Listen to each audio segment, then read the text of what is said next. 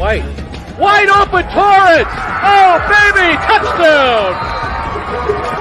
How do you leave the best receiver in the NAIA that wide open? You show, and that's what we do! Cat! You're proud of me? And it's caught! Oh my goodness! Troy Torrence comes down with it!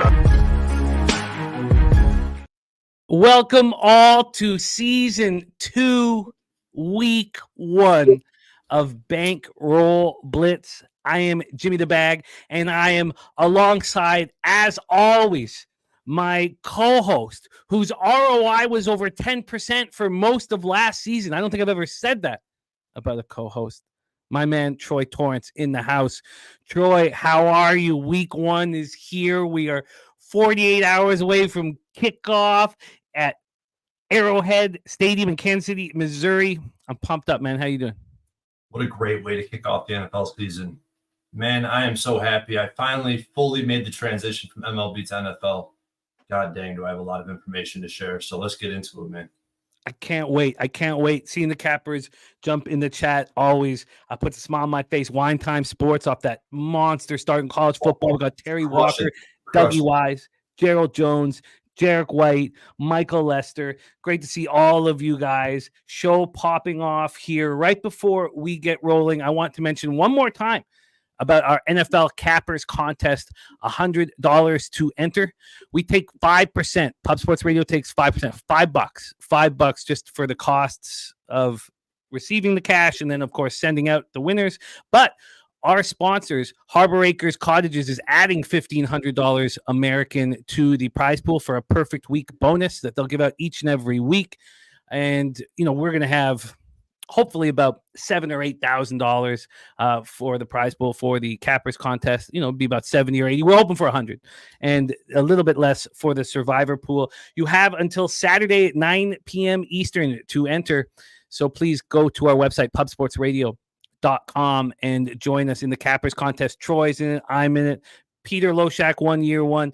Last year, the Cappers contest was shared atop the leaderboard by Sharpie and Guillermo Zertucci. This is year 3. I was fortunate enough to win the survivor pool last year. It's a great contest. We compete against our friends. And then we have the Cappers contest show every Thursday at 3 p.m. Eastern that Jose Bouquet and I host. Great to see all of you guys getting in the chat. Ron Crawford started the spreadsheet play of the day, ready to get to work. Thank you guys for joining us. Before we get started, let's talk about the year that was. Troy, you were spectacular. 221 wins, 205 losses, 51.9%. 51.9%, you guys may think, well, that's not that incredible. His average line was plus 131. That was up 38.97 units. He had a tough playoffs. He was over 50 units for a big chunk of the end of the regular season. ROI plus 9.15%. And I failed. To menace. 115 wins, 118 losses, 49.4%. Very disappointing. Down 15.19 units, ROI minus 6.52%, average line minus 110. That was coming off the best NFL season of my career, which was obviously 2 years ago. To have that last year really hurt. We've lost Troy. I'm sure he will be back in action here in a second. But that was the year that was. So I'm champing at the bit to fire this year. Obviously, I loved watching my friend Troy dominate. And it hurt struggling beside him. And I really want to make amends this season. And I've started that in preseason, 7-2. I mean, take your W's when they come, get that cash when it comes. But I want to follow in Troy's footsteps as he leads by example. Let's get to work, Troy. Thursday night, September 5th, 8:20 p.m. Eastern. We have the Baltimore Ravens at the Kansas City Chiefs, Arrowhead Stadium in Kansas City, Missouri. 82 Fahrenheit. There is a chance of showers. Wind very minimal, 6 miles per hour. Ziggy Balls in the house. Long time since I've seen you, Ziggy Balls. There is Birdie. He was our NFL Pub Hub champion last year. NFL Pub Hub every Sunday at 11 a.m. Eastern. Our champion in the house, Latsy, T-Mac, Nunya. Great to see all of you guys. D. Jenkins. Great to see you all. Let's start with the line history and the cash flow, set up some X's and O's, and hand it over to our guy, Troy Torrence. First off, get this out of the way, and let's roll. From a line history standpoint, and we're using Pinnacle line moves, the Baltimore Ravens +3 is -119 right now. This opened up at 2.5. It was a 2.5 where the Ravens were plus money. The Ravens became +104. This was all back in May. In June, there was a move towards the Ravens at +2.5, went to -105, went to -109. That stopped later in July, back to the +2.5 being even money. The +2.5 got to a point here where it was a +120 deal. You could have got a big plus line on the +2.5 for the Ravens. That was back on July 19th. Then we had to move towards the Chiefs, as you can imagine, with the +120. We had to move towards the Chiefs. Chiefs become 3-point favorites, and that lasted for a while. The Chiefs were 3-point favorites until 2 weeks ago when there was a move back towards the Ravens. We see it go to 2.5, and it was there until yesterday when it moved back to 3. Now this 3 became juiced again towards the Ravens. We see a 2.5 not too far away. It's bouncing between 3 and 2.5. From the totals market, we've seen a move towards the under. This opened up at 46.5. There were books that opened it up at 47. The very interesting thing was that yesterday, on Monday, this moved to 45.5, and it's come back up to 46. Let's talk, before we get into cash, about the moves that we've already made. Troy Torrence already moved on that under 47 2 weeks ago, tweeted it out. He also moved on the +3 at -115. When this got back to 46 today, I moved on the under, a point worse than what Troy got. Let's get into the cash flow then for this one. We have 72% of the tickets and 54% of the cash on the Ravens. I'm sure, and Troy can speak on this, that he would rather it be in the Chiefs situation that has 28% and 46%. The public is on the Ravens. That is a surprise to us.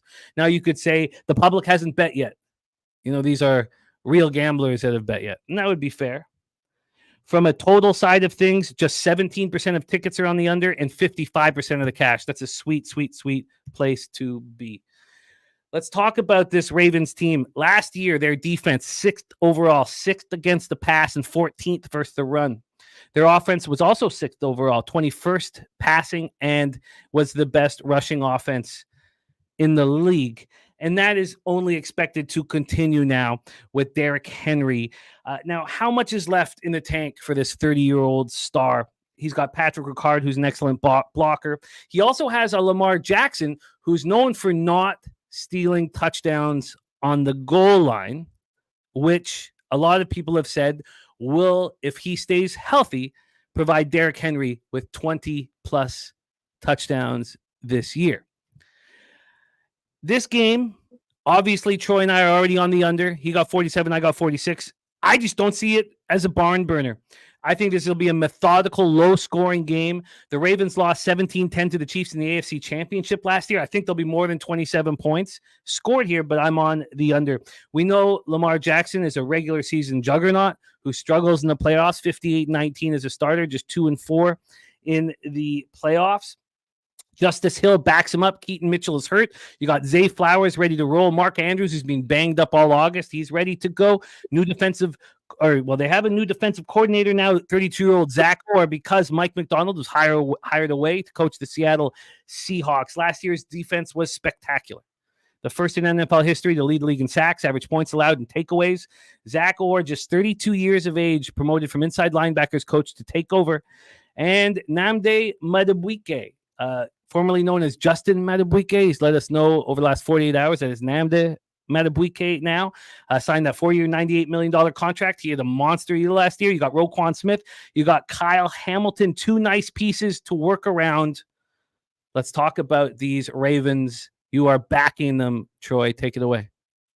The last time this matchup happened, I lost a significant percentage of my bankroll. You alluded to the fact that I lost in the playoffs, and this was probably my biggest loss. And actually, the Chiefs are probably my biggest blemish of my sports betting career because I was not high on this team. I'm still not high on this team. And this is one of those lines where you're going to see sharp action on either side of that number. If it's 3, be it 2.5.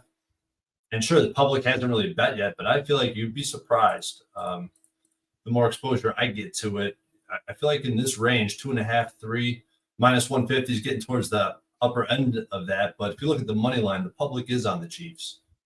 67% of bets, 58% of cash is on the money line on the Chiefs. And I sure kind of want to quantify that moving forward. But this Chiefs offense, I mean, both sides of the ball, I feel like there's not really much to be said about what changed year over year for these two units, except for the Ravens offensive line, which they lost a significant, what did they lose? 3 quality starters, Moses, Simpson, and Leader. And then you got Ronnie Stanley, who hasn't proved himself to be what he used to be. He's getting a little bit old, a little bit washed. And I think that the offensive line underperformed for the Chiefs the entirety of last season. I mean, they're the most penalized unit in the NFL.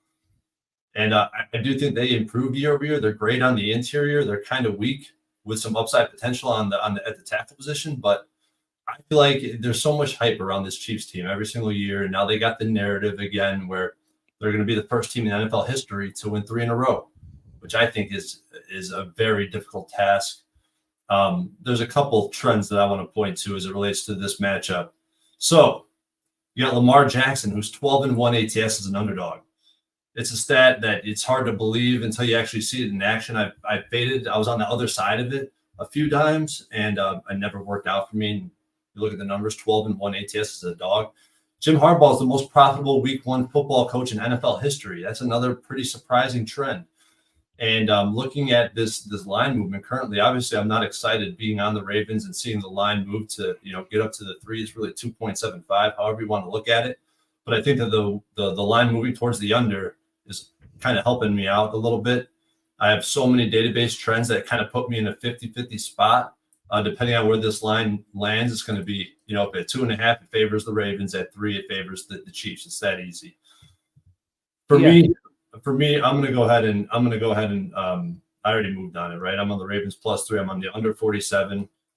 And let me scroll back up to the top of my document here. So I want to talk about this under trend. Week 1 market efficiency. Let me start here. I mean, this is probably going to play a role in all the caps from here on in, so I might as well get it out the way. In Week 1, market efficiency, extremely efficient. Even in the first 4 weeks, it's ridiculous how efficient the books are. You think that's kind of counterintuitive, but it has been the past few years. On the side, in Week 1, the way the line has moved has indicated the winner in 60% of the games, not the winner, ATS. 60% ATS on the total, 21-5, 81% in terms of, so this market's taken to the under. I think the under is the best play in this game. And I moved on it and I got the Ravens +3. I love it. Interestingly enough, great to see Dutch Boy Fresh, co-host of Medicate Mondays in the house. Nice to see you, Dutch. Interesting about this total is the first half has never gone down. Opened up at Pinnacle 22.5 minus 107, went up to minus 108, went up to minus 109, went up to minus 115. Actually, it just went down. Wow. Okay, sorry. So this is new. 2 hours ago, it went down 2 cents. So the first half is not following the same movement as the full game. Dutch Boy Fresh says not hype with the Chiefs. They're the real deal. Chiefs, as you said, attempting to become the first team in NFL history to win 3 Super Bowls in a row. Their defense was so strong last year. 2nd overall, 4th versus the pass, 17th versus the run. I expect to see the same this year. The offense, that's the question mark. 9th overall last year, 6th passing, 19th rushing. Now you could say, how could it be a question mark with the greatest quarterback in the league, at the helm? That's a fair thing to say. But last year was the weakest offense we've seen in the Mahomes era. So they signed Hollywood Brown. He's not going to play. Well, he's doubtful right now with the shoulder injury. That puts more pressure on Rashee Rice, more pressure on their first-round pick, Xavier Worthy out of Texas. Rice is still not being suspended for the offseason car crash in Dallas. Kelsey's now 34 years old. Can he get up to the 984 yards that he caught for last year? I don't think so. That was the first time since 2015 that he didn't catch for 1,000 yards. Pacheco will start a running back. Clyde Edwards-Helaire is being placed on the non-football injury list, ineligible to play during the team's first 4 regular season games. So we knew that he'd missed camp due to an illness. He was not participating in practice sessions. What was the illness? It is PTSD and cyclic vomiting syndrome. He's been struggling with PTSD since that 2018 incident when he was at LSU. He was one of 2 players attempting to sell an electronic item and shot someone attempting to rob them. Charges were never filed against the players. A prosecutor eventually said the 2 responded with justifiable force. But now with no Edwards-Helaire backing him up, it's Samaje Perine and Carson Steele, a rookie. They have signed Amani Bailey to their practice squad. Now they've got a spectacular offensive line. Thuney, Humphrey, Trey Smith all return. And we've already talked about this defense. They're waiting for Amenahu, who tore an ACL and in that AFC Championship game. He's going to be on the PUP list. They lose L'Jarius Sneed and linebacker Willie Gay. Still got Tranquil and Bolton headlining the linebacker core. Trent McDuffie, Justin Reed, of course, Chris Jones with the contract extension. But is it possible that both the offense and the defense aren't quite as good as they are last year? And is that still going to be good enough to win down the line? We will see. I got a few things to add here, Jimmy. Please do. So you talked about the first half line not moving towards the under while the full game is, right? Mm-hmm. Remember back last year who the lowest scoring second half offense was during the regular season? It's the Kansas City Chiefs. So maybe that's playing a role. I don't know if that's, I don't know what that is, because it seems weird or odd that the books would kind of build that in. I don't think that that's a very important number to think of from last year, but definitely something to keep in mind. I also want to say that for the Chiefs defense, I think losing L'Jarius Sneed is a huge loss. I really believe that guy was the best coverage corner, especially man-to-man in the NFL. And if you look at this defense or just this team in general, the Chiefs against quality offenses last year during the regular season went 1-3. They won this matchup against the Ravens, particularly because the Ravens abandoned ship on their entire game plan, in my opinion. What did they do all season to get to that point? They ran the football. And that's one reason why I don't put so much, equity into the offensive line regression, is because when you have a mobile quarterback like Lamar Jackson, it relieves a lot of pressure as long as you scheme the right way. I love it. Troy is moving on both side and total. I am just on the total. We're going to be right here at Pub Sports Radio with the Thursday night live stream.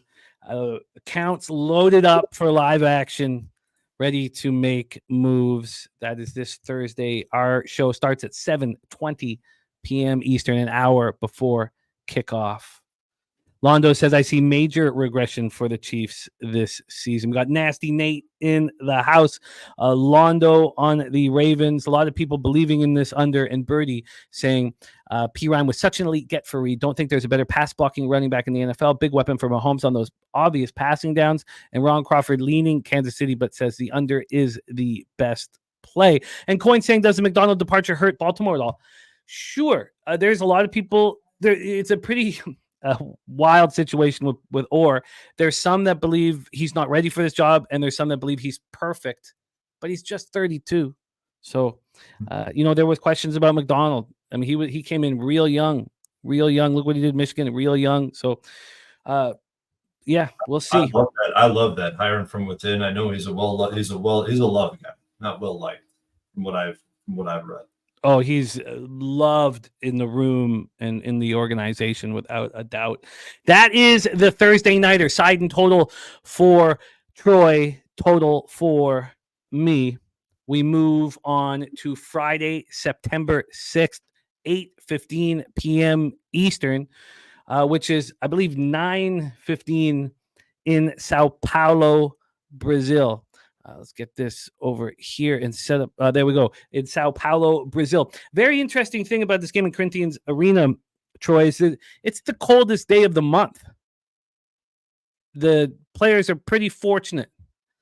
61 Fahrenheit at kickoff, when if this was played the following day, it'd be 85. It's a very strange situation. It's going to benefit the players just being 61 Fahrenheit and cloudy, 7 miles per hour. Let's get into this game. Packers. Jimmy, did you say it's going to be 61? 61 Fahrenheit. No rain? No, at this point. Now this was went over all of this but things can have changed in the last.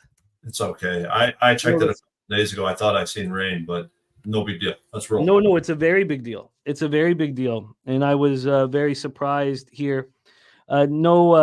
Friday, there is no rain, no precipitation at all. The big thing is that the high on Friday is 72 Fahrenheit. The high on Saturday is 89. The high on Sunday is 93. This is a very fortunate situation for the players as it's not too hot. Let's get into the line history here for this one. This is another spot. Troy has moved. He's moved on the Eagles -2 at -110. I've yet to move on this one. Let's start with the total here. We have a 49. Now, some books that came out really early claim that it's opened at 46.5, but Pinnacle came out on May 2nd, and it was 49, juice to the under. This went down to 48, and it's back up at 49. There's been 4 cents of movement on the under, but you'll hear talk of 46.5s and 47s, but Pinnacle didn't, and they came out in May. From a point spread standpoint here, we have the market moving towards the Philadelphia Eagles. Those twos are gone. This opened up at 1.5, and it moved to 2.5 on the 26th of August. This 2.5 became so juiced that it was basically a 3. This around 1 in the morning, Tuesday morning, this was a -124. Now it's come back to a -108. So there's been a little bit of buyback, but a clear move towards the Philadelphia Eagles. Thank you to Cheshire Cat for the $5 dono to bless our action. Dougie Wise on the Eagles -2. Harold Williams on the Packers moneyline, Packers +3. And Brady said Packers moneyline getting hammered for what it's worth. Important note. Let's move over to the moneyline. That's got to be part of why this moved back from that big move where it looked like it was going to be a 3. This opened up at -122 back in May, went to -132, then stayed in the mid-20s. Then late August, this started moving heavy towards the Eagles. On the 25th of August, got up to -146. Got up to -152 on the 26th. It got up to -151 again yesterday at 12 p.m. Since then, heavy buyback. So even this morning at 9:49, this was -153. There's been 20 cents of movement towards the Green Bay Packers since this morning. So Birdie's absolutely right. 20-cent move towards the Packers money line since this morning. Let's take a look at the cash flow for this spot. We have on the spread 28% of the tickets and 63% of the cash on the Eagles. A pretty clear, sharp action. On the total, 22% of the tickets and 38% of cash on the under. I'm sure those under bettors were hoping for hot weather. It's not that. And then on the money line, just 34% of the tickets and 29% of the cash on the Packers. And this line's moved 20 cents today. Mikey P in the house. There is Dan Kelly. Coin staying still a -2 at -114 at Bet Online. And Gerald Jones has Packers teaser leg, my favorite teaser leg. Packers defense last year, 17th overall, 9th versus the pass, and 28th versus the run. I find their secondary questionable. I mean, Jair Alexander was not the same guy last year, but still 9th versus pass in yards allowed last year. Their offense, 11th overall, 12th passing, 15th rushing. But we all know what Jordan Love did in the final 8 games of the season. He was the best quarterback in the NFL. 18 touchdowns, 1 pick, 112.7 passer rating, rewarded with the $220 million contract, $75 million signing bonus, $155 million guaranteed, and enormous expectations. We've talked about this wide receiver room, which was a problem with their youth and their drop balls last year. Well, we know that they're growing together. 6 draft picks from 22 and 23, led by Jaden Reed, Dontavian Wicks, Christian Watson, Romeo Doubs, Samori Toure, Grant Dubose. 2 tight ends, Luke Musgrave, Tucker Kraft, coming off excellent rookie seasons. Now, Kraft has been dealing with this pectoral injury. He says he's ready to go. No Aaron Jones. Here comes Josh Jacobs, but A.J. Dillon is on IR with a neck injury. This offensive line, No more Bakhtiari, whether he was going to be available or not was always a question mark. John Runyon, so gone are two old heads, but they have Rasheed Walker at left tackle, Elgin Jenkins at left guard, Josh Myers at center, Sean Ryan at right guard, Zach Tom at right tackle. They draft Jordan Morgan, 25th overall, out of Arizona. Their defense must get better this season, and there's question marks about Ben Hafley, the new defensive coordinator coming from Boston College. Can what he was doing in college transfer over to the pros? That's the question here. And they bring in Xavier McKinney. That's a huge pickup. 4 years, $68 million contract. They have Kenny Clark, 3-time Pro Bowler, Rashawn Gary, Preston Smith, and 2023 first-rounder Lucas Van Ness. The Eagles' defense, 26th overall, 31st versus the pass, horrible versus the pass, and 10th versus the run. Their pass defense looks stronger this year, while their run defense may take a step backwards. And it's easy to say that their pass defense is going to be stronger last year when they were the second worst in the league. Offensively, 8th overall, 16th passing, 8th rushing. 10-1 start, then they fell completely apart. Jason Kelsey, Fletcher Cox gone, retired. Hassan Reddick left for the Jets. And we have new coordinators coming in. How long will that take to gel? Kellen Moore comes in to lead Jalen Hurts in this offense. They bring in Saquon Barkley. That's got to be a huge pickup. A.J. Brown is happy. $84 million guaranteed, 3-year contract. Devonta Smith. They signed Paris Campbell. Can Cam Jurgens replace Kelsey? This offensive line looks very strong. Vic Fangio comes in. This defense, the pressure that they had in 2022 was record-breaking. And then 2023 was nowhere to be found. So the secondary that was so bad, they bring in C.J. Gardner-Johnson. They draft Quentin Mitchell. The jury is out on what they're going to get from Avonte Maddox, cornerback Isaiah Rodgers. James Bradbury, injured last Wednesday. 6 days ago. Injured, was put on injured reserve on Thursday. This 53-man roster was filled with defensive backs. I mean, it was wild. So they'd already moved Bradbury from cornerback, where he was a former All-Pro, to a safety. So, that was where he was going to play here. But on the 53-man roster, Troy, 11 defensive backs. So with the Bradbury injury, C.J. Gardner-Johnson, Reed Blankenship, and Tristan McCollum at safety. Avonte Maddox has experience at safety. Bryce Huff comes in. We know that's going to be big. Take it away for us. Tell us why you are on the Eagles, and are you looking at the total? Yeah, great breakdown. I think you laid it out pretty well. But for me, the biggest two elements of this, looking at this Eagles side of the ball, is they hired two coordinators that I personally believe in, or at least I think can rejuvenate where this offense and defense was. Kellen Moore, I think, was a great hire because of the dimension he does have. It's a lot more motion, a lot more, dink and dunk, small ball is what I guess I'll call it.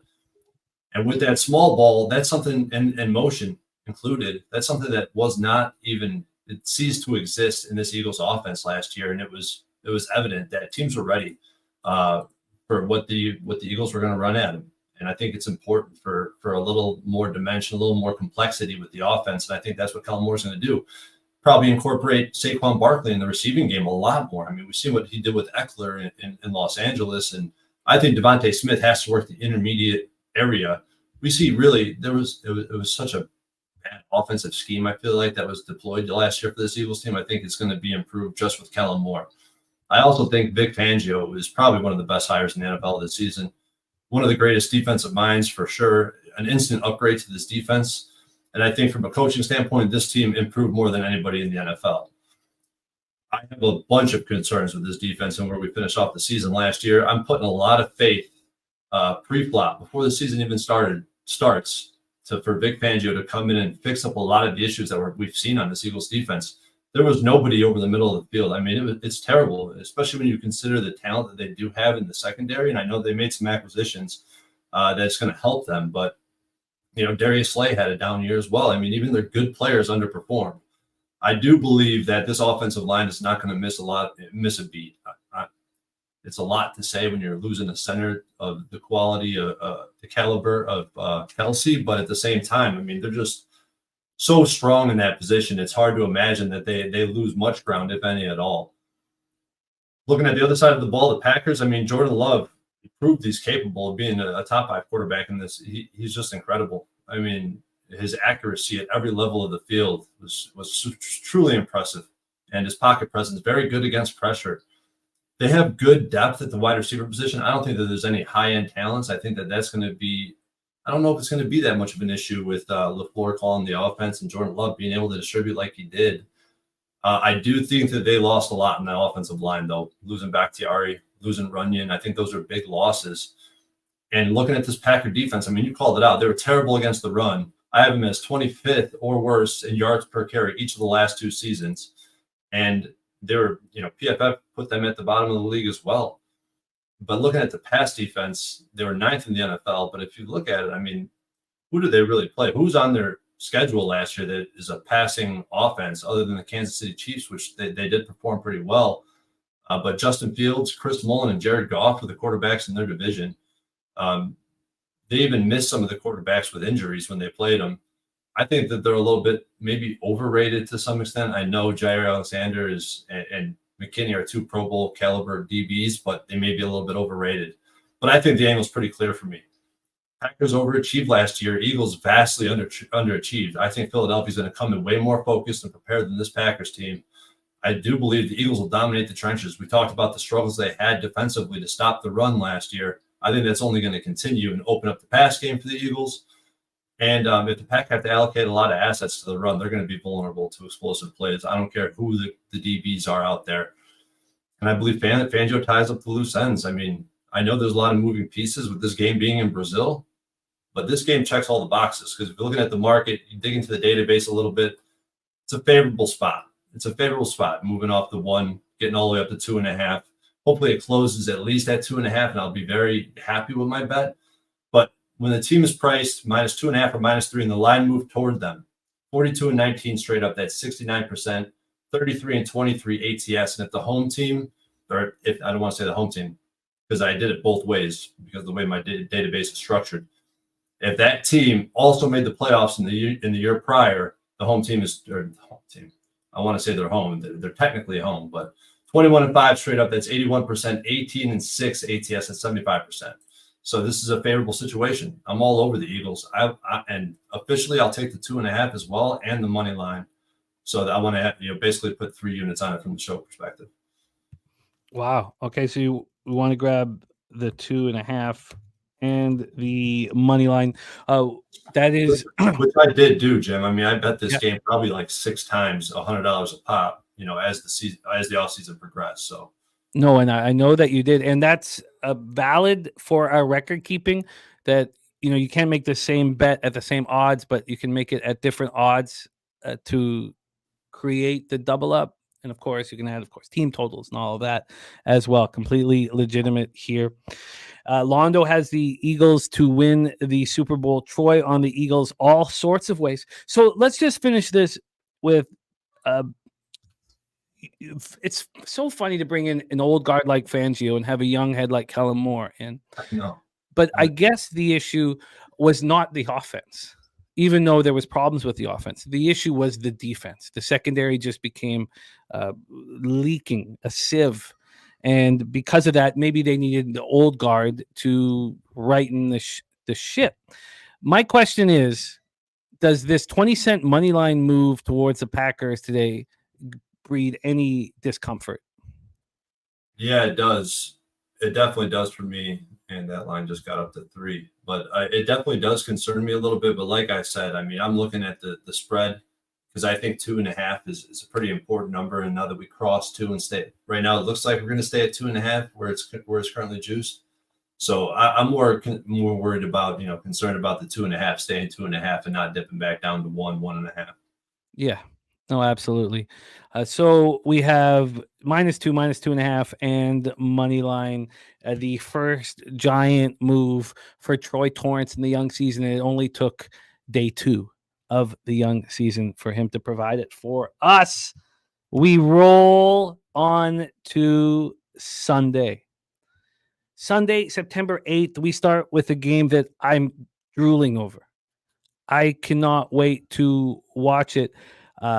Drooling over Pittsburgh Steelers at the Atlanta Falcons. We're at Mercedes-Benz Stadium in Atlanta, Georgia. Now, Troy, we talked off screen about a couple of defenses that are very old, those being the Pittsburgh Steelers and the New Orleans Saints. And I told you that my fear is that they will be ahead of the game to start the season, and that they will buckle isn't the right word. They'll just get hit with injuries. They won't be able to make it through a 17-game season. But game one, the Steelers defense looks nasty. Now, injuries kept them from being nasty last year, and we'll go over all that. And the upstart Atlanta Falcons, who had all these defensive issues last year, and bring in Raheem Norris, a coach who knows D so well, and of course, bring in Matthew Judon. It's so exciting. This is going to be so much fun to talk about. Let's start with the line moves here. And of course, they signed Justin Simmons. Let's get into the line moves here for this one. Steelers, Falcons. We have, I've got the money line up. We'll take a look at it just because it's up. This opened up with the Falcons minus 160, now minus 175, 15 cents of movement towards them. But we're more interested in the point spread here. From a spread perspective, we have these Atlanta Falcons minus 3 at minus 117. They opened up minus 3 at minus 104 back in May. And in June, this became 2.5. This was moving towards the Steelers. That stopped August 20th. But I guess August 20th is about the day it really stopped. August 20th, the morning of August 20th, they were minus 2.5, minus 104. When we got to, and that was at, even worse, minus 2 at minus 101 on that was the 6th. Oh, my bad. Sorry. So minus 2.5, minus 104 on the 20th. Within 3 hours, this was a minus 3 at minus 105. This got up to minus 2.5 at minus 126. So big move started being made on the Atlanta Falcons. And now this 3 is up to minus 117. So we've seen a big push towards the Dirty Birds. Let's get into the total here for this one. We have these Falcons sitting with a 42 at minus 109. This opened up at 43. And this was down at 41. This got down to a legit 41 on the 25th of August. We're back up to a 42. Let's take a look at the cash flow then for this one. We have 26% of the tickets and 57% of the cash on the Falcons. I mean, the more I'm looking at this, the more I mean, it's pretty clear there's a sharp action pushing the market towards the Atlanta Falcons. From a total standpoint, just 13% of the tickets, but 46% of the cash on the under. And both are becoming appealing to me. Now, you could say I'm late to the party. That would be a very legitimate thing to say now, as we've seen how juiced this 3 is. Let's start with the Steelers, though. Let's start with black and yellow. 21st overall defense, 17th versus the pass, 19th versus the run. We know they're much better than that, but they had a litany of injuries. 2023 Steelers offense, 25th overall, 25th in passing, 13th in rushing. Will it improve? Russell Wilson is a starting quarterback. Justin Fields waiting in the wings for failure or injury. Wilson was much better last year. And I like Arthur Smith. I feel like I'm alone when I say that. But I think him coming in to run the offense, I think there's a reason why Tomlin wanted him. I like him. We've talked about the draft capital that they've expended on the offensive line the last 2 years, and now they will be without starting left guard Isaac Sumalo. They thought it was a serious pectoral injury last week. It turns out that it's not a serious one, but he's not going to be able to play here. So with Sumalo out, then they bring in Spencer Anderson, second-year lineman, a former 7th-round pick. So this is his first NFL start against the Falcons. He appeared in 8 regular season games as a rookie. They talked all about his versatility. That's a big loss. Then we talked about Troy Fautanu. We talked about him in our futures episode. They draft him in the first round. He injures his knee in the first preseason game, and he may not be ready to go. We don't know if he's ready to go, but it's very possible. There's no Sumalo. There's no Fautanu. They draft Zach Frazier in the second round out of West Virginia. He's got the center job because Nate Herbig got hurt. They drafted Mason McCormick out of South Dakota State in the 4th round. It's funny that you have, of course, last year's first round pick, Broderick Jones, starting right tackle. You have this very young offensive line surrounded by, aging veterans. Of course, George Pickens is not one of those aging veterans. He looks spectacular coming off his first 1,000-yard season. But behind him, Jefferson, Mims, and Quez Watkins? It's weak. Najee Harris and Jalen Warren. Jalen Warren's been dealing with a hamstring injury. He might not be able to go. Najee Harris was not extended. He knows that he's got to deliver this year or look for a job, and you probably aren't going to be starting at this point. He needs to step up. So, look, their defense is nasty. We know that. If they stay healthy, they're nasty. And they're a healthy group right now. TJ Watt, healthy. We know what the record is with him in the lineup, 69-33-2. When he was not in the lineup, 1-10. Highsmith, 21.5 sacks over the last 2 years. Minkah Fitzpatrick, they're all healthy. They bring in Patrick Queen. Cam Hayward today got the 3-year, $45 million deal. Includes $29 million in new money, $16 million fully guaranteed. Gets to retire as a Steeler. What a career he's had. 4 years in Ohio State, then what's going to be 16 when it's all said and done in Pittsburgh? What a guy. They have so much character on this defense. It's so easy to fall in love with them, and they're healthy right now on defense. How long will that last? Will it last a week? Falcons, 11th overall defense last year, 8th versus the pass, 20th versus the run. Offense, Falcons offense, 17th overall, 22nd passing, 9th rushing. Look, there's a ton of hope. This team is going to be so much better offensively with Cousins and Penix. We know that. Raheem Morris was the defensive coordinator of a Super Bowl champion. Brings in his buddy Zach Robinson, team's offensive coordinator. He was the passing game coordinator, and Cousins has weapons. He's got Drake London, of course, and Kyle Pitts. Now, they have lost Rondale Moore for the year with a knee injury, but they have Darnell Mooney. They have Ray McLeod from the Niners. They have some depth there. We know what Bijan Robinson and Tyler Algier do. They're monsters. The offensive line returns all 5 of their starters. I mean, that's huge. Jimmy Lake takes over as the new defensive coordinator. This defense was a problem last year. Judon comes in. If you look at the Patriots stats without Judon in the lineup, you think, well, maybe he's not that important. And we'll see if that blows up in the Patriots' face. We'll see, because we know how good Judon is capable of being, and Justin Simmons was a huge signing, and they have A.J. Terrell and Jesse Bates now in the secondary. Take it away here for us, Troy Torrence. Is there a more interesting game all weekend than this one? Pittsburgh Steelers at Atlanta Falcons. Falcons. God, I didn't screw up once till then. Falcons. You're reading it off the screen. That's what I Yeah. Man, you're absolutely right. There's so many moving pieces here. It's kind of fun to try to fit the puzzle together, and listening to you kind of gave me some clarity on this spot. And I think it starts with looking at the Falcons offense. I mean, obviously they're going to be light years ahead of where they were last year under the new leadership with get rid of Arthur Smith, who could not coordinate to his personnel. Like, he's trying to fit square peg into a round hole trying to make his offensive personnel adapt to his scheme instead of vice versa. It was completely the wrong approach.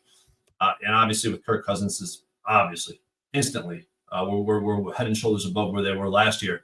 Offensive line is great, and I think they're only going to improve their numbers with Kirk at quarterback.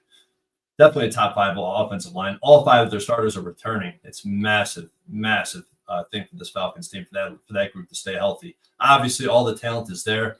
I actually believe that Drake London is probably one of the best receivers in the game, but he needs a quarterback that's going to be able to deliver him the ball. Kyle Pitts, we don't know what he is yet because he barely ever gets targeted. So this offense has a lot to figure out as well, though, right? Because it is a new group with the quarterback and the new offensive coordinator, but I think that they're going to look pretty damn good.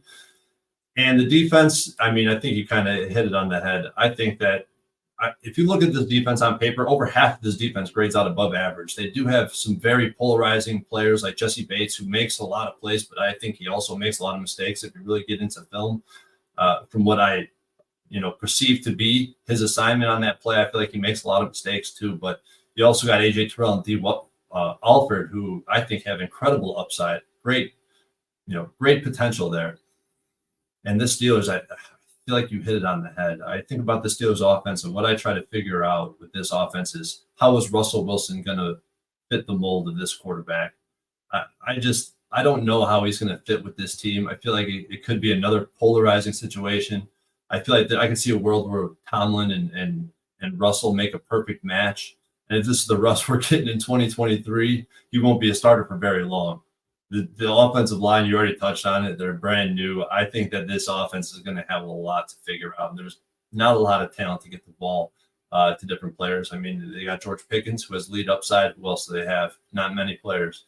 The defense, we know, man. High risk, high reward defense. They got a bunch of studs on paper, but like you said, man, they're getting a little bit old. I think Patrick Queen is awesome, though. He's going to be able to improve the secondary's numbers as well, because I think he's great underneath in coverage, especially. I'm very surprised with how his ability to play man defense. I think it's incredible. Man, it's really hard to pick a spot, pick a side in this spot.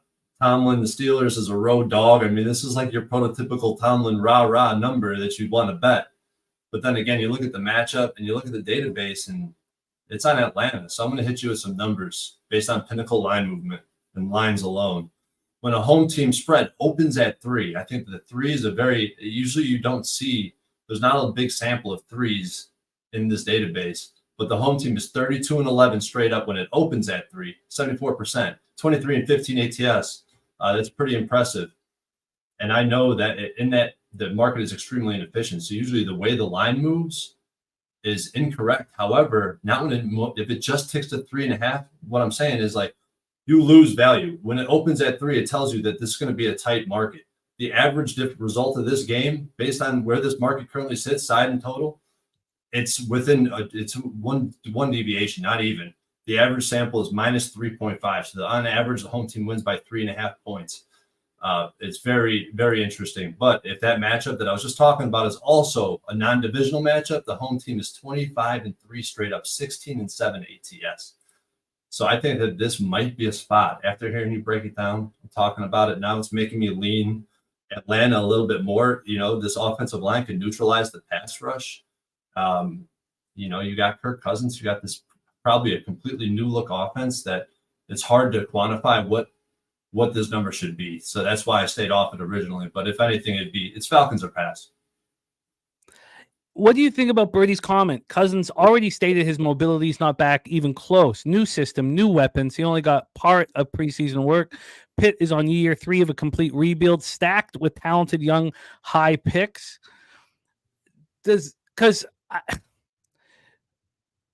If this is not the right defense, a healthy Steelers defense in week 1, because this defense not going to look like this in week 14.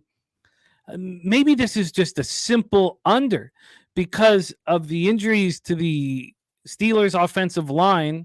We know what Russell Wilson does. He runs for his life.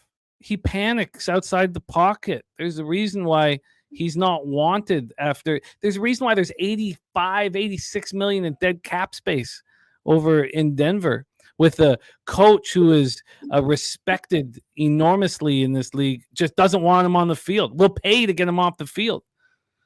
If there's issues with Cousins coming back from this injury, if all you have to do is, because he's going to be under pressure, so you just have to defend the run, maybe this is just an under, and we don't need to, because I'm not going to romanticize Russell Wilson playing for Tomlin. That's an easy, I can put a line through that shit. But what I can't not romanticize is the Steelers defense. It's going to be a juggernaut week 1 healthy. I looking at it again, I know we just pulled back up from what we got down to 41. Now it's back up to 42. This is one I'll probably watch a little bit closer. I agree. I kind of like the under, and obviously I have strong trends in the database that say the under is the right spot if we got the total ticking down. And especially when you look at this specific, with the spread included, I mean, I'm seeing a bunch of trends for this under. Not even specific to week 1 of the NFL season, specific to the last 2 full seasons. And it went back up from 41 to 42. When the Chiefs Ravens under went from 45.5 to 46, I was thankful. I was thankful, and I bet it immediately. I didn't take it as a sign of weakness. I was thankful. Look, I do not want to back the Steelers here, but Do you have concerns about Kirk Cousins coming off of this injury? And then we'll move on. Yeah, absolutely. Older quarterback. It's definitely a severe injury. I definitely have considered that, but we've seen Penix looking over his shoulder. I thought Penix. I mean, I had a round one grade on Penix. I personally thought before I really dug into Caleb Williams because I wanted to be out on Caleb, but I came around. I thought he was the second best quarterback available. It's Ransing under Falcons. I think it's just going to be the under for me. I think it's just going to be the under for me. Look, the Steelers are going to be a fun fade soon, but you got to get some of the injured.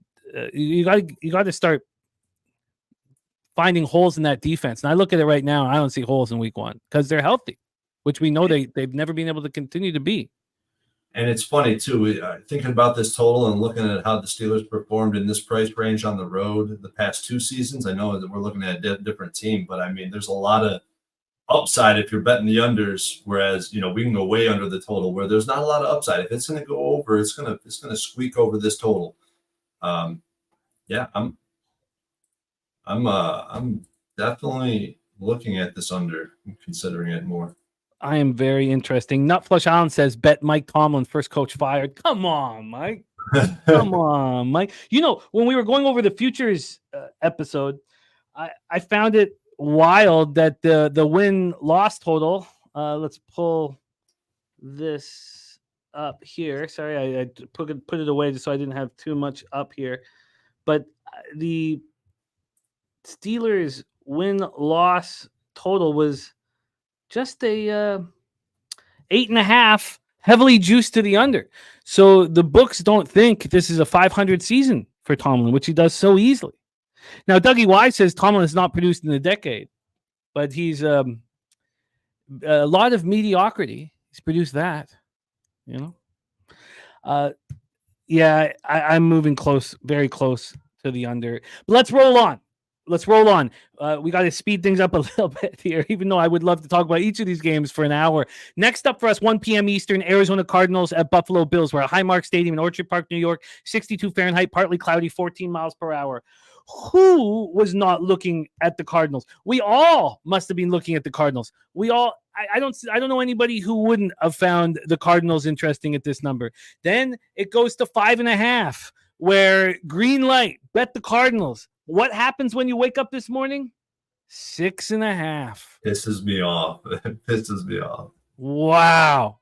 I did not see that coming. Now, the 6 is minus 117 here at Pinnacle, but it's 6.5 at minus 110 market wide. I thank God. I'm so lucky that I'm not on this already. And maybe it's still a winning bet. I'm not, but I was very, very close. And what would have happened if it was at 5.5? I'm sure you would have been bullish. I was shocked to see this move. This total is sitting at 48. Opened up 48 minus 104 to the over. That's exactly where it is right now. This has not moved off the number of 48 since this opened on May 16th. Not only that, but the highest the over has gotten is a minus 108, the lowest plus 101. This has been within 9 cents for 4 months. That's what this total is. Dan Kelly says, gotta love Arizona money line. All my fans who are Bills fans are fading everything they can that has Buffalo on it. Wow. Birdie says, Bills are the most incorrect cap team so far this year. They are built for a controlled clock management offense.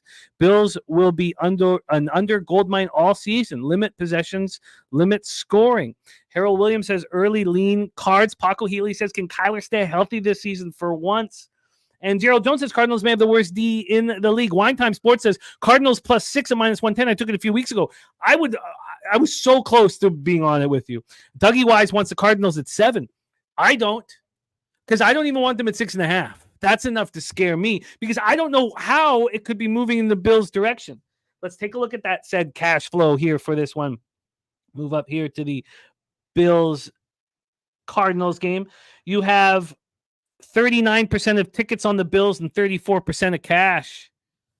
This market, I'm not, we'll have to see where we end up in 10 minutes from now, but this market would make me want to bet the Bills, and I can't believe I'm saying that out loud. I'll tell you this. I had the Bills season win total over 9.5 queued up and for $500, and I couldn't do it. I went over every, as you, of course, you do, I went over every game again, and I went over last year's record, and I was like, has the rest of the division continued to improve? Have the Bills improved? I couldn't do it. The 9.5 was pretty heavily juiced. It was minus 145. I could not make that bet.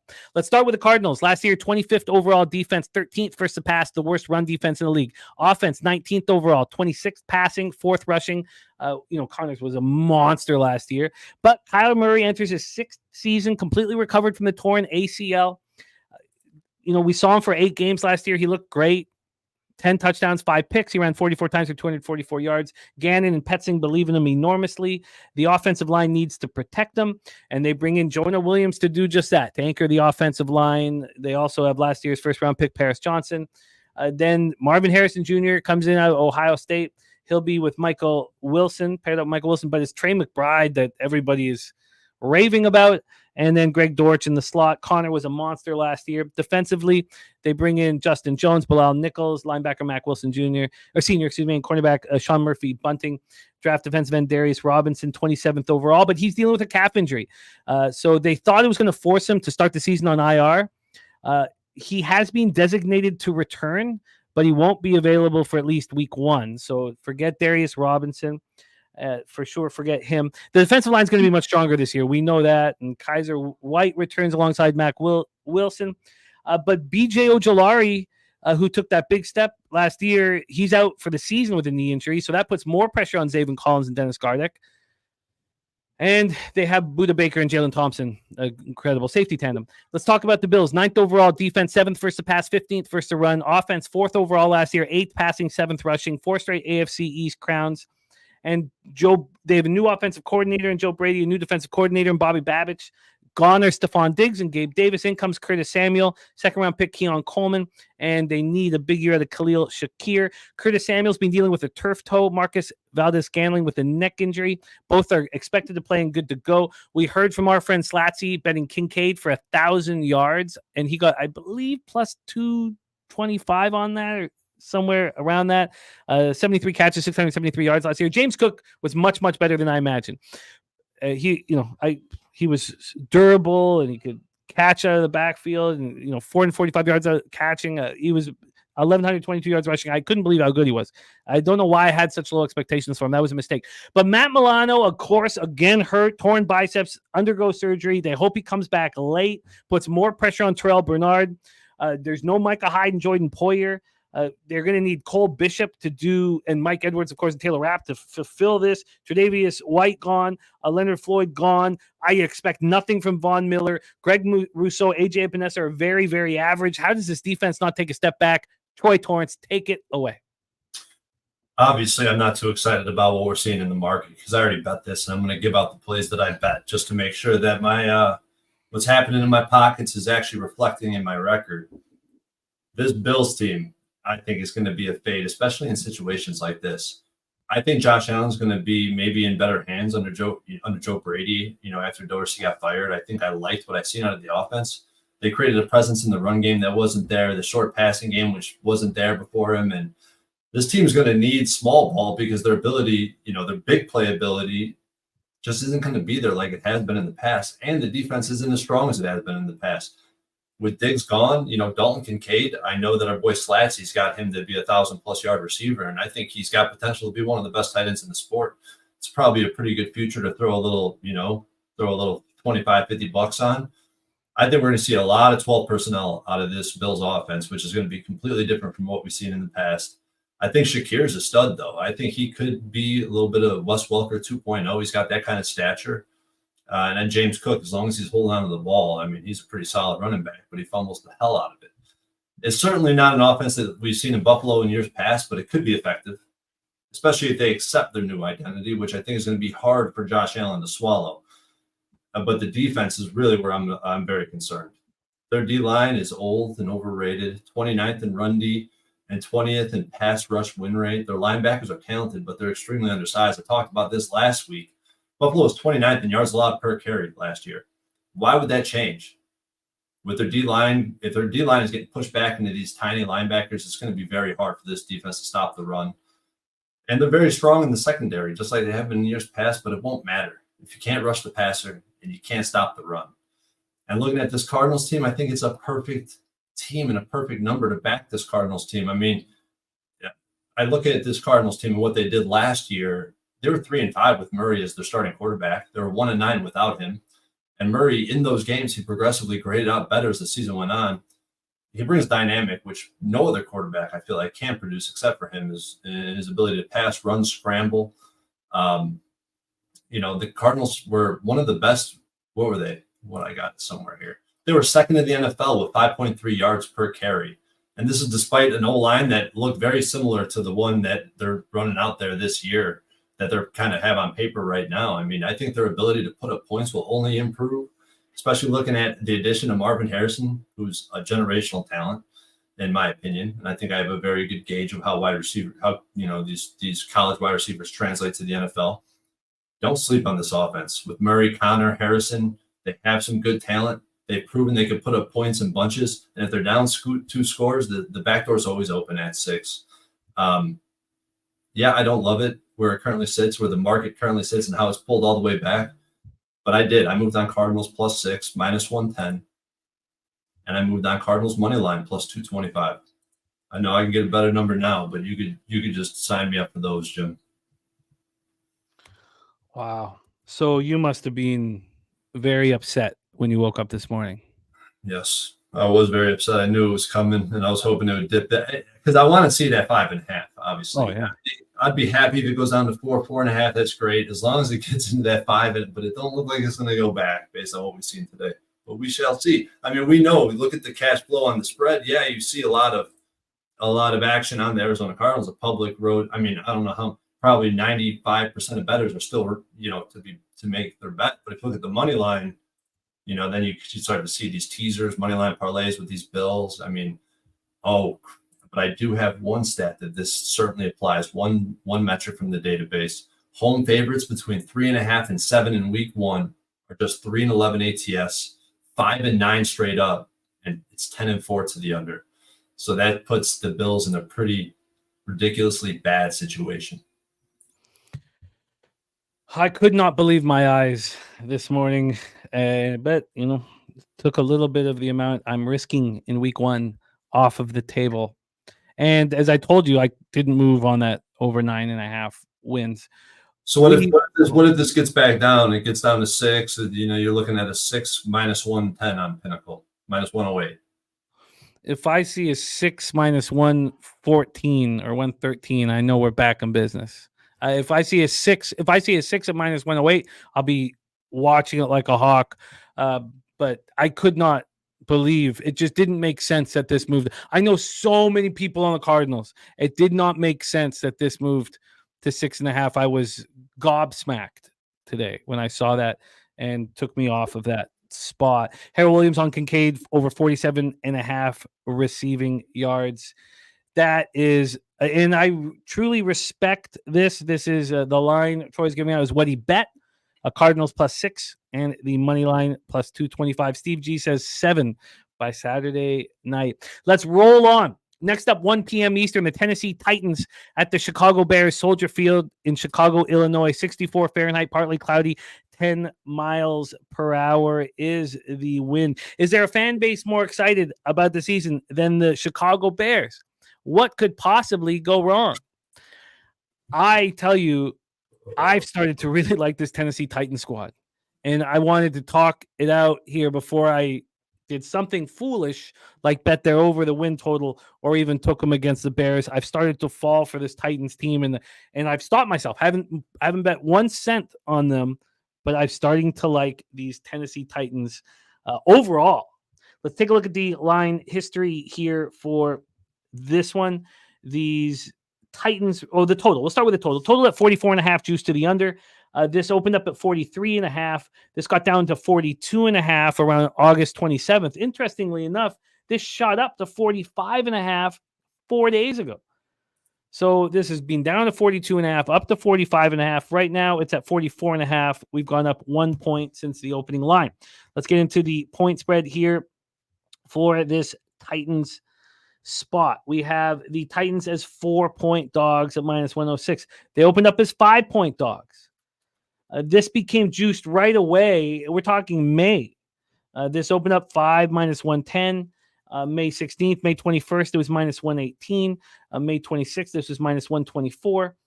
But it took till August 2nd to see this move to 4.5.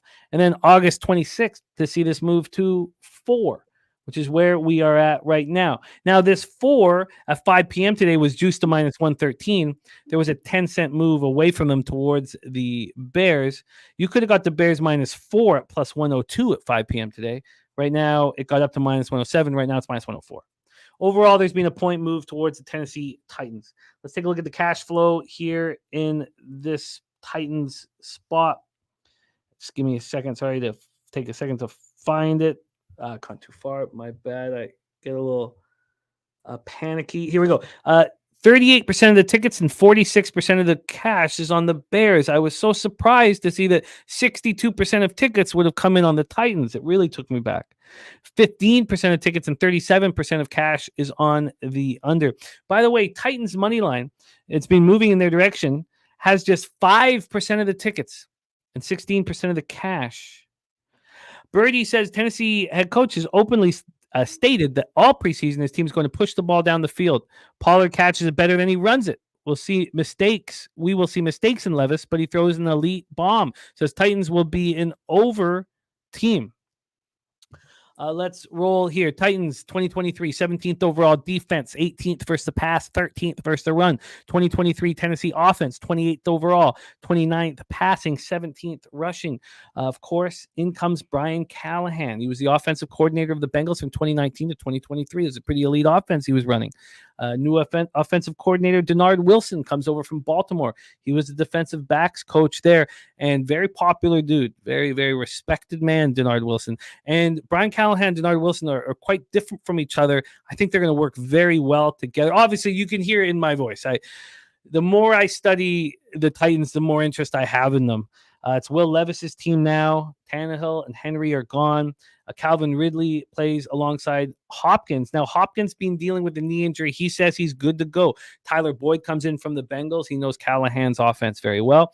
The offensive line was a disaster last year, so they draft J.C. Latham, 7th overall. You know, let's out of Alabama. Let's get a Bama guard in there to turn this around. They pick up Cushenberry. Everybody, it was clear across the league that he was the best center on the market. Tyjae Spears looked better than Derrick Henry for a lot of last year. Then Tony Pollard, as Birdie already said, he's incredible out of the backfield. So back to Denard Wilson. So 12 years of NFL coaching experience, 9 seasons leading defensive back units. 2023, of course, with the Ravens, working with Harbaugh and Mike McDonald. That defense was spectacular. He's always worked with great defenses. He's a skilled man. They get L'Jarius Sneed. You've already talked about what your thoughts of L'Jarius Sneed are, that he was the best on the market. Chidobe Awuzie is dealing with a calf injury. They signed him, but he says he's ready to go. So they don't have Danico Autry. You know, that hurts, but they trade for Ernest Jones. And this one, I couldn't understand, Troy. Is Ernest Jones just as good as a 5th-round draft pick? I mean, weren't we talking about this off-ball linebacker who changed the Rams' defense last year? So I don't understand. Were we rating Ernest Jones too high, or is if you bring him in with L'Jarius Sneed, is this defense just going to be excellent? I mean, still got Landry, still got Arden Key. There's people talking about Arden Key with the hamstring issue, but he's expected to be good to go. So there's the Titans. You hear my voice. I like them. Let's talk about Chicago. 12th overall defense last year, 25th versus the pass, 1st versus the run. The second half of the year, this defense was very, very good. It coincided with Montez Sweat coming over, but it was good in all aspects. Offensively, who cares what their stats were last year? Because now they have Caleb Williams, 1st overall pick with very high hopes at quarterback. Surrounded by weapons, DJ Moore, Keenan Allen. Keenan Allen missed practice Wednesday due to foot discomfort. Foles has said nothing to worry about. They have Rome Odunze. They have DeAndre Swift with a 3-year, $24 million deal. They have Cole Kmet being backed up by Gerald Everett.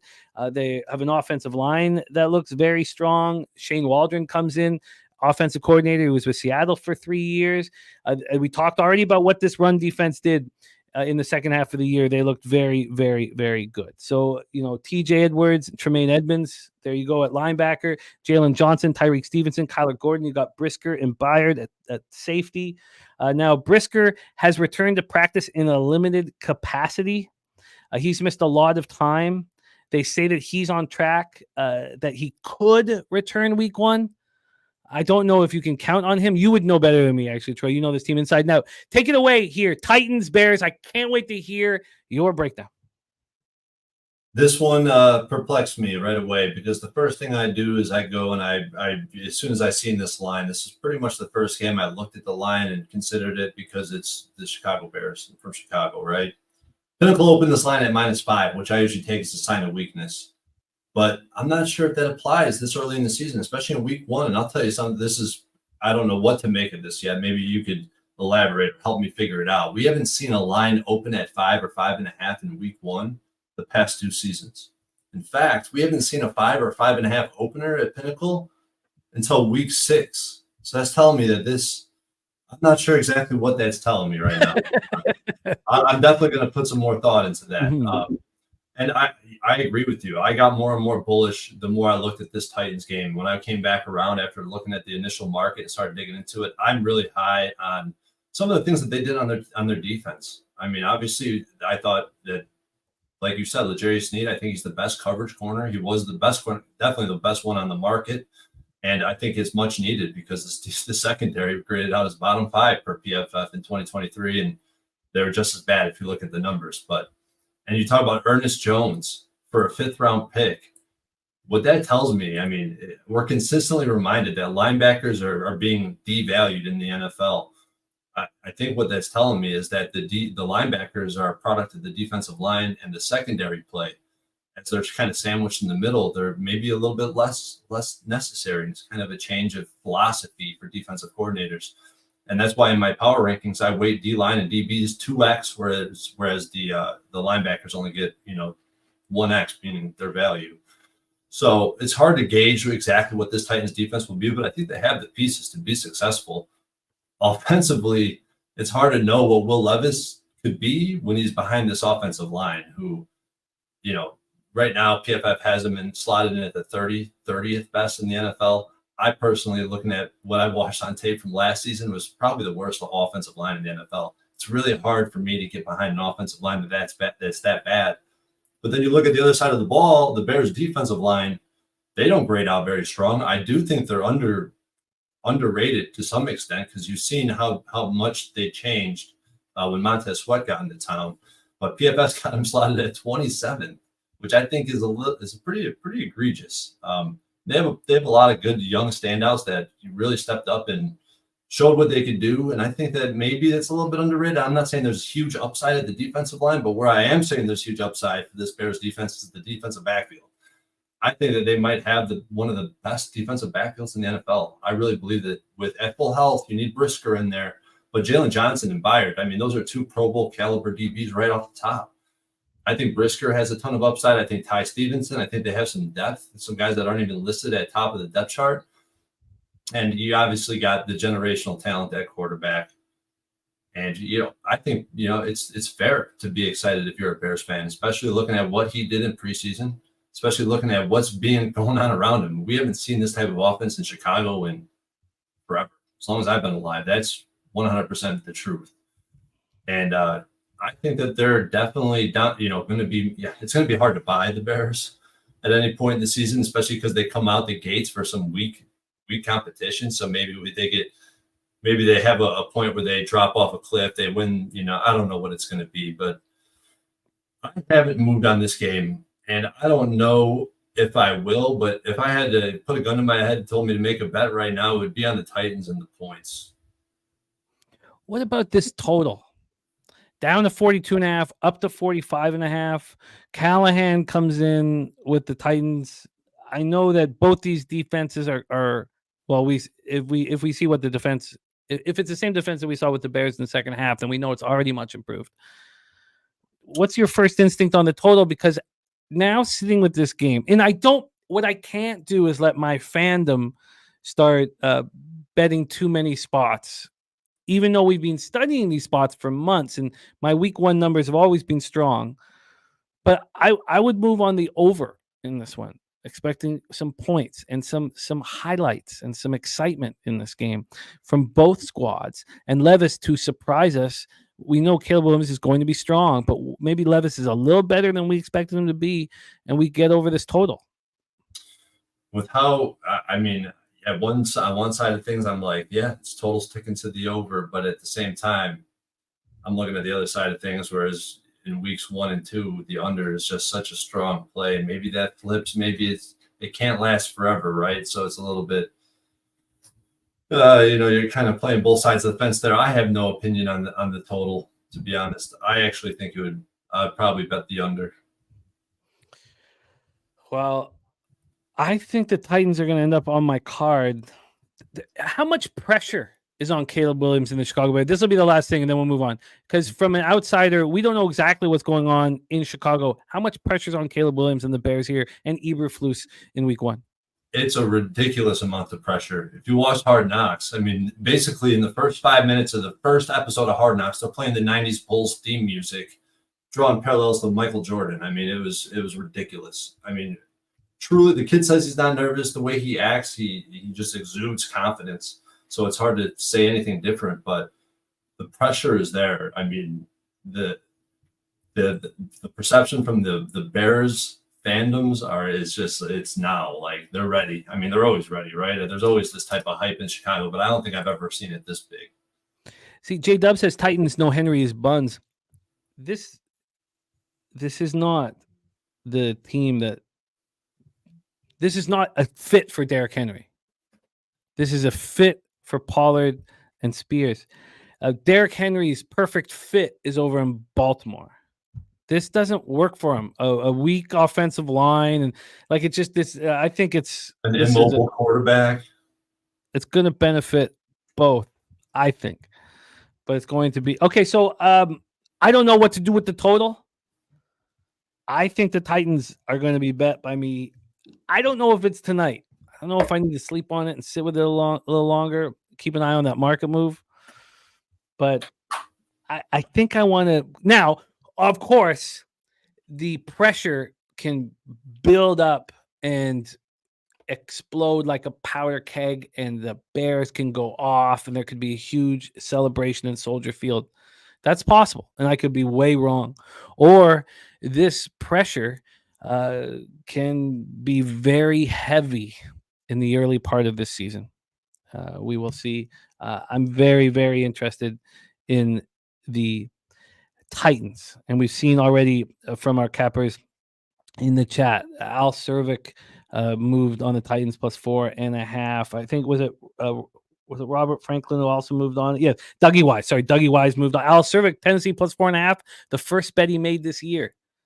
Dougie Wise and Al both on the Titans. And you know what we don't see here? Bears. I'm a little surprised. Now I know that there's the Bears fans are very high and excited about him, but I don't see. Brady says no rush. Public money will be on the Bears 100%. This gets to 5 or maybe 5.5, unless sharps come in hard on Sunday when limits go up. Watch the market. Now, let's just stop on this. If this gets to 5 again and 5.5, does this make you uncomfortable on the Titans and just move you towards thinking the Bears smash and grab? Yeah, if it got to 6, I want to see it go through that 5.5, because if it don't get through where it opened, I'm not really looking hard at the Bears, but I will. If it gets to 6, I'll be playing the Bears in some way, shape, or form, probably on a teaser, but I'm likely not even going to bet this game. I am. Let's roll on. My biggest investments, Troy, are right here. And I could not bet the Bengals AFC at 7-1 or the Super Bowl at 12-1. I couldn't do it. I had planned on doing it all offseason, but I can't get past this Bengals defense. And I can't wait to talk about it, but I couldn't get past it. So where's my investment? as much as I wanted to be on Joe Burrow, I made the biggest bet on a game in week 1 in my life on the team total under 16.5 for the New England Patriots. I also bet a regular unit on Patriots Cincinnati under 40.5. Yeah, I got a bad number. I made future bets at 400 a pop. Patriots under 4.5 wins. That was plus 120 when we did our future show last week. There's a lot going on in baseball and all the sports that we're capping, and I wanted to sit with these futures for a little while. I know Slatsy moved on that under 4.5 wins. He got that at plus 120. I had to bet it at plus 100 today. And there was a better line for that Pinnacle, but these are futures, and I want to send them in, on credit. And that's my own thing. Patriots worst record in the NFL. Put 400 on that at plus 320. I have a lot can go wrong here for me. But this is my most confident spot here, is fading the New England Patriots. 67 Fahrenheit, sunny, 5 miles per hour. Let's get into the line history here for this one. Bengals at 9. Of course, we're all waiting for the Jamar Chase news. Now we've been told. Now, look, I don't even know if this is fact, but we've been told if he signs tomorrow, he's not suiting up in game 1. So I have no proof of that. That's just what hearsay more than it, conjecture more than anything. This opened up with the Bengals -9 at -105. They're now -9 at plus 113. Look, a week ago, I thought Jamar Chase, because we were told that he was going to be showing up at practice any minute now. And yes, he showed up, but in street clothes. Let's get to the total here for this one. This total is at 40.5. Now, Pinnacle has it at a flat 40. This was 41 there yesterday. It started getting juiced throughout the day. This was a 42 on the 27th of August. Look, I'm late to the party, and that can hurt me. I might be early to the funeral. I'm late to the party. Let's get to the cash flow then for this spot. We have 88% of the tickets, but just 58% of the cash on the over. I mean, look at those numbers on the under. Does that not make you salivate, want to bet? 12% of tickets and 42% of cash on the under. Ooh-wee. 54% of tickets and 73% of cash on the Bengals. Let's talk about Patriots first. Last year, their defense 7th overall, 11th versus the pass, 4th versus the run. I read a lot of articles showing what this defense looked like, with Judon and without Judon. And sometimes you don't have to believe the numbers. I'm not going to sit here and believe it's a better defense without Matthew Judon. I just think that with Belichick's guidance, with Rob Mayo, that the defense just got better and better as the season went on, even despite losing Judon and Christian Gonzalez. Their offense was horrific. 30th overall, 28th in passing, 26th rushing. Is it going to get better this year? I don't see how it could. Now, you could say Drake May will take over and he'll be great. I'd need to see it before I'm going to believe it. But it's a legitimate angle. John Mayo, Elliott Wolf take over. Last year, they tied for last in scoring at 13.9 points. Brissett is starting week 1. How long will he get the reins for? It depends how bad they look. Alex Van Pelt in as offensive coordinator, and Ben McAdoo is his assistant. He was a former Packers offense coordinator. So Van Pelt was the Packers quarterback coach, but most recently he was offensive coordinator of the Browns, but he didn't call plays.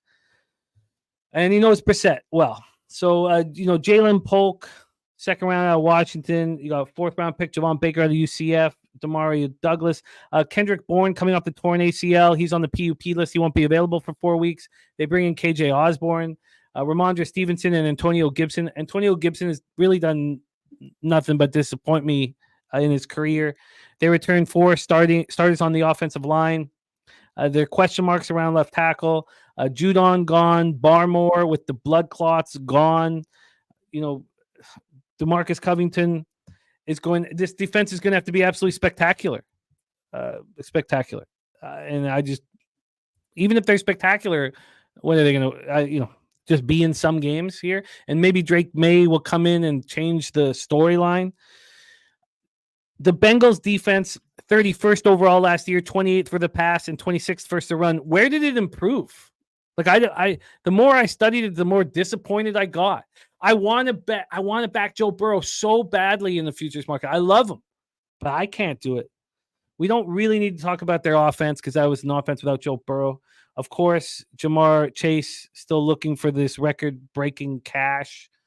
Thought he was going to play last week. He wants $140 million so that he gets the same that Justin Jefferson gets. And, we'll see. But he's not expected to play week 1 if he signs in the next couple of days. Maybe that changes. Yes, Burrow is healthy. And they've spent money to protect him with Trent Brown and Orlando Brown Jr., but Amarius Mims, the first-round pick, he's out with a chest injury. He's going to be out for multiple weeks. If Jamar Chase doesn't come back, T. Higgins is pissed off that he didn't get extended, that he was given the franchise tag, so he's upset. Yes, I'm not a Joe Mixon fan, so Zach Moss coming in could be an upgrade. Gesicki can be good. There's no Callahan. That can't help them. Now, pitcher, promoted like you talk about, in-house promotion, which is great. The longer I studied this defense, the more concerned that I came. Trey Hendrickson coming off a 17.5 sack season. He was rewarded with the extension. DJ Reader is now on the Detroit Lions. So can Sheldon Rankin do what Reader was doing? They need Sam Hubbard to have this monster year. He's got a knee injury. He's only been going through individual workouts. He's listed as questionable in week 1. Last year, Logan Wilson and Jermaine Pratt played in every single game, and their defense was so bad. So, Dax Hill moving from safety to cornerback, Von Bell coming back to the team. They bring in safety Geno Stone. Britt, Turner, and Hilton, their secondary could be good. Let's say their secondary is good. Can Jermaine Pratt and Logan Wilson play another full season? Like, there's just, it sucks. But in this game, I don't want Jamar Chase to be there anymore. I'd like it to be a real pedestrian offense. I want to cash out under 40.5.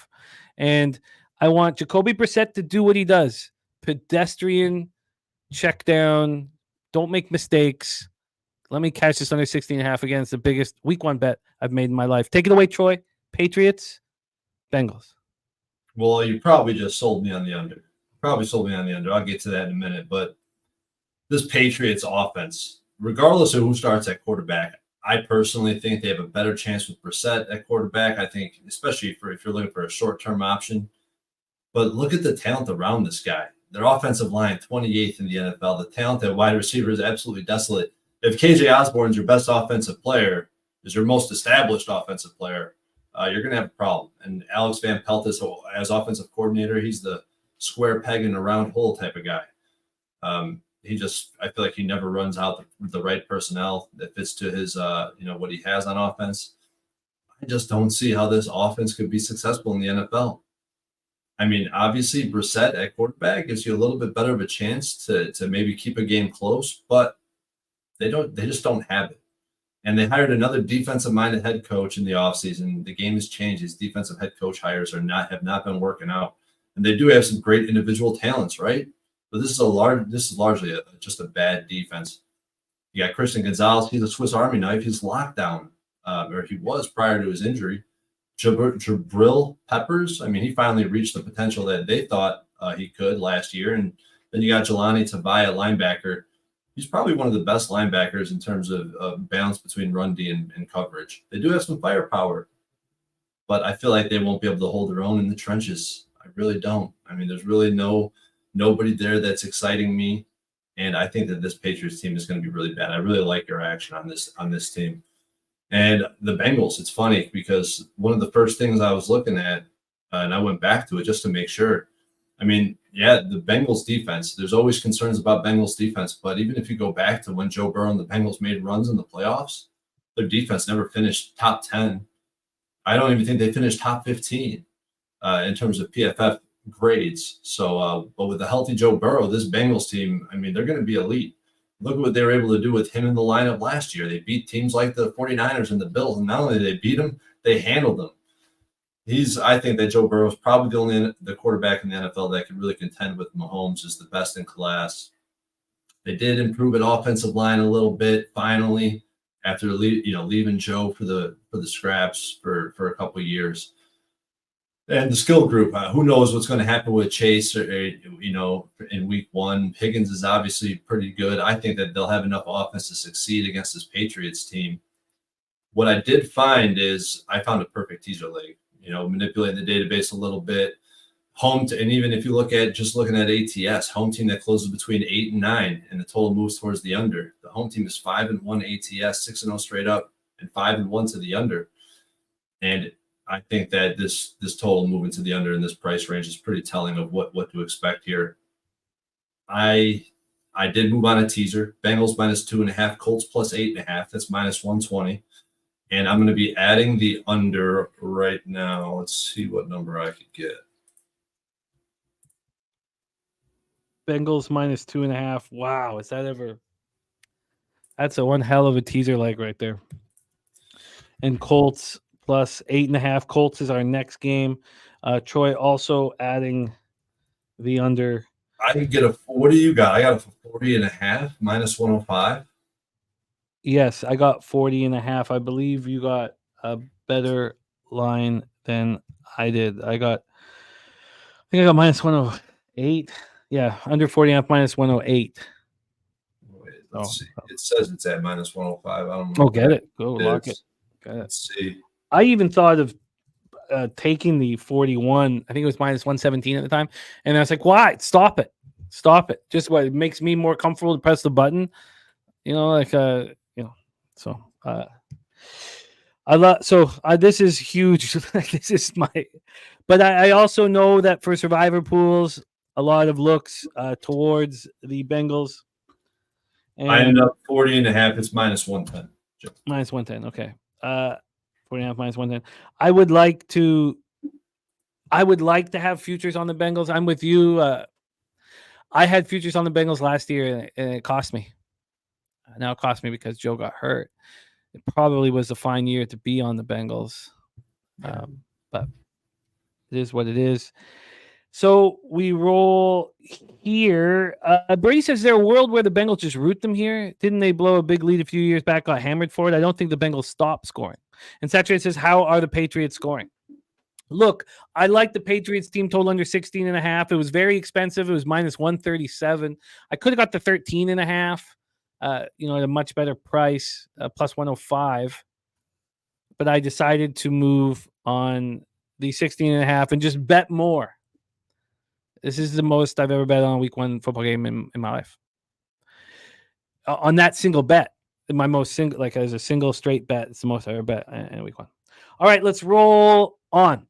Next up for us is the second half of Troy's teaser leg. Houston Texans at Indianapolis Colts. We're at Lucas Oil Stadium in Indianapolis, Indiana. Let's get into the line history here for this one. This total is at 49. This opened up at 48.5. It dropped down to 48 before hitting 49. This 49 is heavily juiced to the under. It's just heavily juiced to the under. That's all. -118. Don't need to put more to that. So it's sort of a 48.5. From a point spread standpoint here, we have the Colts as 2.5 point dogs. But it depends what you're looking for. You can get them +2.5 at plus money, or you can get them +3 in the -117, the -120 range. So it just depends on what you're looking for. Shout out to our guy Al Cervic, now a PSR Gold member. My guy Al, he'll be in the horse races every Thursday and Friday. $50 every Thursday and Friday up for grabs in our horse races on Betting with the Bag. My guy Al Cervic in the house. Let's go. Houston's defense, 14th overall, 23rd versus the pass. This is 2023. 14th overall, 23rd versus the pass, 6th versus the run. Their offense, 12th overall, 7th versus the pass, and 22nd rushing. Not versus the pass. 7th passing and 22nd rushing. Let's take a look at the cash flow then for this one. We have 56% of the tickets and 78% of the cash on the Texans. You have 78% of the tickets and 91% of the cash on the over. I find this game very, very difficult. Look, we all know what Stroud, DeMeco Ryans did last year. They were spectacular. But now they've been spending and I don't think the really high expectations will affect DeMeco Ryans at all. But I don't know what they're going to do for Stroud. And they also have this very tough schedule. Stephon Diggs and Nico Collins are, we talked about powder keg earlier when we talked about the Bears, but this is a perfect storm. 2 receivers on 1-year contracts need to have the best possible season they can have to get paid as much as possible. That's perfect. Perfect for Stroud, obviously. Tank Dell, wide receiver, Dalton Schultz at tight end. They need to get more out of their running game. So last year they were 22nd in rushing. Jawar Jordan, 6th-round pick, he's on the IR. We don't know if he can help for a while.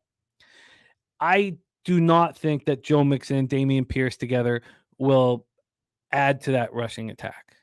And I'm not a fan of Mixon's. Kind of disappointed me for the last few years. I mean, you take out that 1 5-touchdown game, he had a terrible season. I'm just not a big fan of. He just doesn't do enough for me. And you have the perfect situation where they could get a ton of yards running the ball, but they don't seem to be able to do it. And I don't think they'll be able to do it despite defenses trying to stop the pass. Last year, the issues at offensive line were huge injury-wise, but they had Shaq Mason playing in all 17 games. But if Tice Howard, Tunsil, and Scruggs stay healthy, they're going to be very, very good. They bring in Daniil Hunter and Danico Autry. They bring in Aziz Al-Shair. This defense is going to be very good. They drafted Georgia Bulldog Kamari Lassiter. They 3rd-round pick Kalen Bullock out of USC. Will Anderson has been dealing with an ankle injury and he hasn't returned to practice. He's listed as questionable. So you need to know what's going on with Will Anderson here, as he's a monster. And then Petrie and Jimmy Ward are very good. Look, I think I'm too high on the Colts now. I think I might need to step back, and I'm really interested in this breakdown here. I'm very high on Steichen. I think he's a very, very talented young coach. Last year, they were 24th overall defensively, 16th versus the pass, 24th versus the run. Offensively, 15th overall, 20th passing, 10th rushing. That is spectacular, considering you had to do that with Minshew Mania. Spectacular. And that's Steichen. I mean, he's just a monster. But I don't know what Anthony Richardson's going to do. I wish we got more of a sample size with him. I know that Jonathan Taylor is going to be better. You're going to have a full season of Grover Stewart. They re-signed Zaire Franklin, Michael Pittman Jr. They bring in Joe Flacco to come in if anything goes wrong with Anthony Richardson. They have Ryan Kelly and Quentin Nelson returning. They drafted Donnie Mitchell. Josh Downs now has an ankle injury. And there's no timetable for his return still. So that hurts because Josh Downs was able to take the pressure off of Michael Pittman. So Alec Pierce is going to have to do that. They were hoping that Jelani Woods, who missed almost all of last year, was going to be a part, their tight end, but he is expected to miss this entire year as well. So there's going to be no Jelani Woods. So Kyler Granson is the tight end 1. Mo Alley Cox is just being a disappointment. And on defense, Samson Ebekam's torn Achilles tendon. So he was their leading sack, got 9.5 last year, and that puts more pressure on Kwity Paye. And of course, Latu, the 15th overall pick, UCLA edge rusher, it puts a ton of pressure on him. DeForest Buckner got the 2-year extension. EJ Speed's a great linebacker, and Juju Brents missed 8 games last year with an injury, and he broke his nose in week 2. It was a freak accident, he got kicked somehow through his mask and broke his nose, but he's expected to be good to go. And Matt Gay is dealing with a groin injury. Matt Gay's list is questionable. What are they going to do if Matt Gay's not? So there's some questions that have come up within this Colts team. Of course, Ebukam. There's some injuries right now to start the year with the Colts. Take it away for us, Troy. I can't wait to hear your breakdown. Texans, Colts. The one thing that differentiates this offense from the rest of the league that relates to the Colts is they have Shane Steichen. I truly believe he's one of the best offensive minds in football. He caters to his offensive personnel rather than vice versa. And the Colts offensive line is what I'm really bullish on this year. I talked about the Colts kind of being my Browns of last year, so you already know where I'm leaning for in this game. This offensive line is rated right now, power rated 3rd in the NFL. They're solid across the board. Last year, I think they were a little bit underrated. They proved who they really were. And now you parlay that with Anthony Richardson and Jonathan Taylor, and I think you have one of the most dynamic, dangerous rushing attacks in football. they lack depth at the wide receiver position, but I still think you have some upside here with I think Pierce has a lot more to prove. I think he can prove it. He's a vertical threat. I feel like they're going to use him more downfield. Downs in the slot, and Pittman, who's a perfect possession receiver. Anthony Richardson, if he could just execute the game plan that Steichen delivers, I feel like they're going to be extremely hard to defend. And I think Steichen's where he specializes is in the play action scheme, and I feel like that's going to be perfect for this offense and for the talent that they have. I feel like the Colts, they didn't really make a lot of moves in the offseason to kind of, change the trajectory of this defense. But similar to the offense, the strong suit is the defensive line. And I feel like they're definitely a top 5 team. If you look at quality of depth and just look from left to right, they have a really solid defensive line. Not much upside at the linebacker position, but I feel like the secondary has a good mix of veteran and young players, all of them trending in the right direction as it relates to their PFF grades. I think the unit is a little bit underrated from a secondary standpoint, but I think that the defense pieces are there for this defense to be successful. But it's hard to say that this team's going to grow when they haven't really added anything from a personnel standpoint. And then on the other side, you got C.J. Stroud, the composure, the accuracy, the IQ, all of that. His potential second to none. And they just immediately turned into win now mode. They got Stephen Diggs, Joe Mixon. They're win now. That's the mindset this football team has, and they're coming into this game with. The offensive line is kind of where my hesitation currently sits. They couldn't run the ball last year, 29th in the NFL, and it's not versus, necessarily strong defensive rushing, run defenses. I think the offense is going to pass to open the run just like they have in years past. And if they can't run the ball, defenses might be a little bit more adaptable to what they got a full year of Stroud on film. I think that could be a problem if they can't establish the running game. And the defense is going to be incredible. D'Amico Ryans, he also emphasized that the linebacker depth is not very concerned to them. They let go of some of their linebackers, and I think that even speaks more volumes to, linebackers an undervalued position at this point, not very necessary in terms of having a quality defense. But I think that this defense is in fine shape and definitely will take a step forward this year. But, you said it. The fact that this Colts team was able to put up a winning record with Minshew at quarterback, I think they make the playoffs with the full season of Anthony Richardson. And Flacco's a great backup in case AR gets hurt. This Colts team has some playoff revenge from 2023. I know it necessarily wasn't the playoff, but it was win and get in. They lost to Houston in Week 18 where they lost the division. I think Steichen's going to have this team locked in and focused for this Week 1 matchup. We'll likely see 75% of these snaps with Anthony Richardson be play action or run. And I think Houston's going to struggle with that. Houston struggled with the Colts last year, and I think they're going to struggle again in Week 1. They struggle on the road. Give me the Colts. I bet the Colts at plus 2.5, and I did do the teaser too. Colts plus 2, Colts plus 8.5, Bengals minus 2.5, minus 120 for the teaser. Colts plus 2.5. God, the Colts 2.5. I think I got no juice on. I like it. I like it. I also,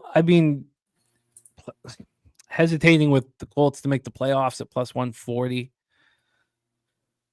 I've got to sit with this Colts spot here. I'm in agreement with Birdie. And now Birdie is uncomfortable with this game. It doesn't want to bet it. Birdie also says Colts haven't won a Week 1 game in 10 years. I know that stink is on them.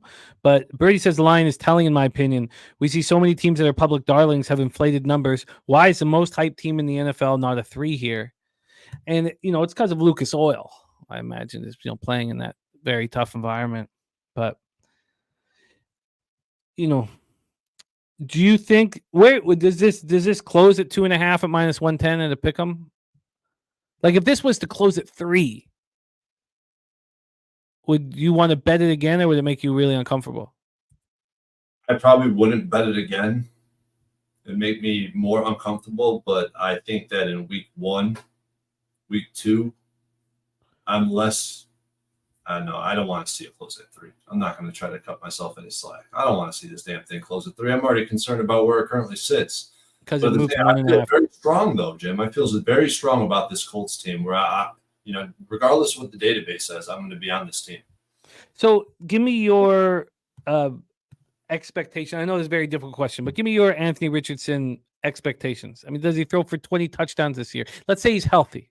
Does he throw for 30 touchdowns this year? Does he run for 600 yards? I mean, what like I know it's a very, very difficult question, loaded question, but like what is your expectation? Is Anthony Richardson a top 10 quarterback in the NFL if he's healthy all year? Is he a top 7 quarterback if he's healthy all year? I think he's a top 10 quarterback if he's healthy all year, and if he reaches his potential, he could be top 10. But like you said, it's really hard to gauge when we have a small sample size, not only in the NFL, but we have one in a small sample size in college football too. But under Steichen, I really feel like it's going to raise his ceiling. It'll raise any quarterback's ceiling, and that's what I'm putting. I'm betting on the coach, and I know that a lot of people don't. A lot of people don't get too concerned about the coaching, but I feel like it's imperative. Oh, it's a fun breakdown. I need more time on this game. I think when push comes to shove, I want that future in my pocket for them to make the playoffs. I don't know if I need to bet both the Colts in week 1 and them to make the playoffs, but this is must-watch TV on Sunday at 1 p.m. Eastern. Let's roll on. You got to consider adding teasers to your repertoire, because this is definitely a hell of a teaser. Like, and every manipulation, no matter how you slice it, even at +3. You won't find that this is a plus EV teaser, especially in division. The fact that it's in division makes this like a slam dunk teaser. I really like your teaser. It's really nice with the Bengals -2.5 against the team that I'm investing heavily to fade, and then the Colts, who I'm enamored with Steichen. I'm interested. Maybe I move on it with you. I'm going to have something. I'm either going to be on the Colts or I'm going to take them to make the playoffs. All right, let's roll on. Next up for us, 1 p.m. Eastern, we have the Jacksonville Jaguars at Miami Dolphins, Hard Rock Stadium, Miami Gardens, Florida, 87 Fahrenheit, scattered thunderstorms, 10 miles per hour. I have a lot of interest in the over, but everybody does. And those are the spots that I don't find appealing at all. Right now, 80% of the tickets, 80% of the cash is on the over.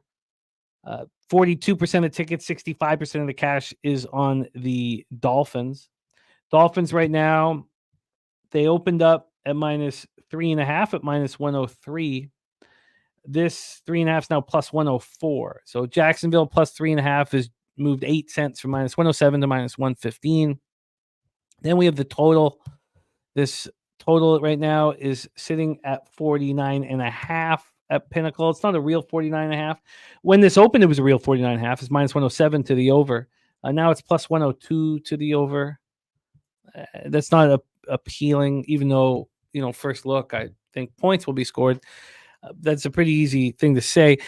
Jaguars defense was poor against the pass last year, 22nd overall, 9th versus the run. Jaguars offense, 13th overall, 9th passing, 24th rushing. We talked about it last week. I mean, the expectations have just completely plummeted for these Jaguars. The turnovers from Trevor Lawrence are enormous. And, they need to protect them. Can Cam Robinson, Brandon Scherf, and Anton Harris, who are all returning, do that? Ezra Cleveland re-signed after, being acquired from the Vikings. Mitch Morse signs as a free agent after being released by the Bills. So, I just, there's something that the Dolphins were very tough against the run last year. And, they don't have Calvin Ridley. They bring in Gabe Davis and pair him with Christian Kirk. Christian Kirk missed most of the preseason with his ankle injury. He returned to practice. He's expected to be ready for week 1. Brian Thomas Jr. is special. He's going to have to be, that was the reason why they let Calvin Ridley go. They picked Brian Thomas Jr. 23rd overall. I don't know if the wide receiver group is good enough. They have Evan Ingram at tight end. And then this defense, of course, Doug Peterson, fired all of the defensive coaches last year, almost all of them. And, Josh Allen and Trayvon Walker, and they bring in, Armstead. This should all help. It's such a transitional period for the Jaguars. I don't know how we can count on their defense. The Dolphins, 10th overall defensively, 15th versus pass, 7th versus run. And their offense, of course, first overall, first passing, and sixth rushing. Year 3 for McDaniel. And, this offensive line just dealt with so many injuries. And they lose Robert Hunt. So they bring in Aaron Brewer from the Titans, but Robert Hunt was a massive, massive loss. Armstead returns, but he's getting older. He's still talented. Can he play healthy for a whole season? And Austin Jackson gets the contract extension. They needed him after losing Hunt. And so, you can expect Tua to have a great season because McDaniel's there, Frank Smith is there, and Darrell Bevell's there. They've all been there for 3 years, or this is, the third season now with them. Tyreek Hill and Jalen Waddle. Beckham Jr. is not going to be ready to go. He'll miss at least the first month of the season. I don't really know why they signed him, honestly. But in retrospect, if he misses the first 6 weeks of the year, it gives you a higher chance that he'll be available when push comes to shove, sort of. But he is returning from an injury. Jonnu Smith comes over from the Falcons like they need another red zone threat. Mostert and Devon Achane are monsters. Fangio is gone. In comes Anthony Weaver from the Ravens. Everybody who comes over from the Ravens seems to be excellent. We said the same thing about Denard Wilson. And then when are Bradley Chubb and Jalen Phillips going to come back? Because when they come back, this defense is going to be ready to go, but they're not back. And they don't have Christian Wilkins. He's a Raider. So they have Jalen Ramsey. They bring in Shaquille Barrett. We know that Chop Robinson is going to be a monster. So Xavier Howard and Jerome Baker are gone. Jordan Poyer comes in. These defenses look pretty weak to me. Is this too high of a total? Is that why? I mean, it's a public spot. It's not moving to the over. It's not appealing. Take it away. I can't wait to hear your breakdown. Take it away, Jaguars, Dolphins.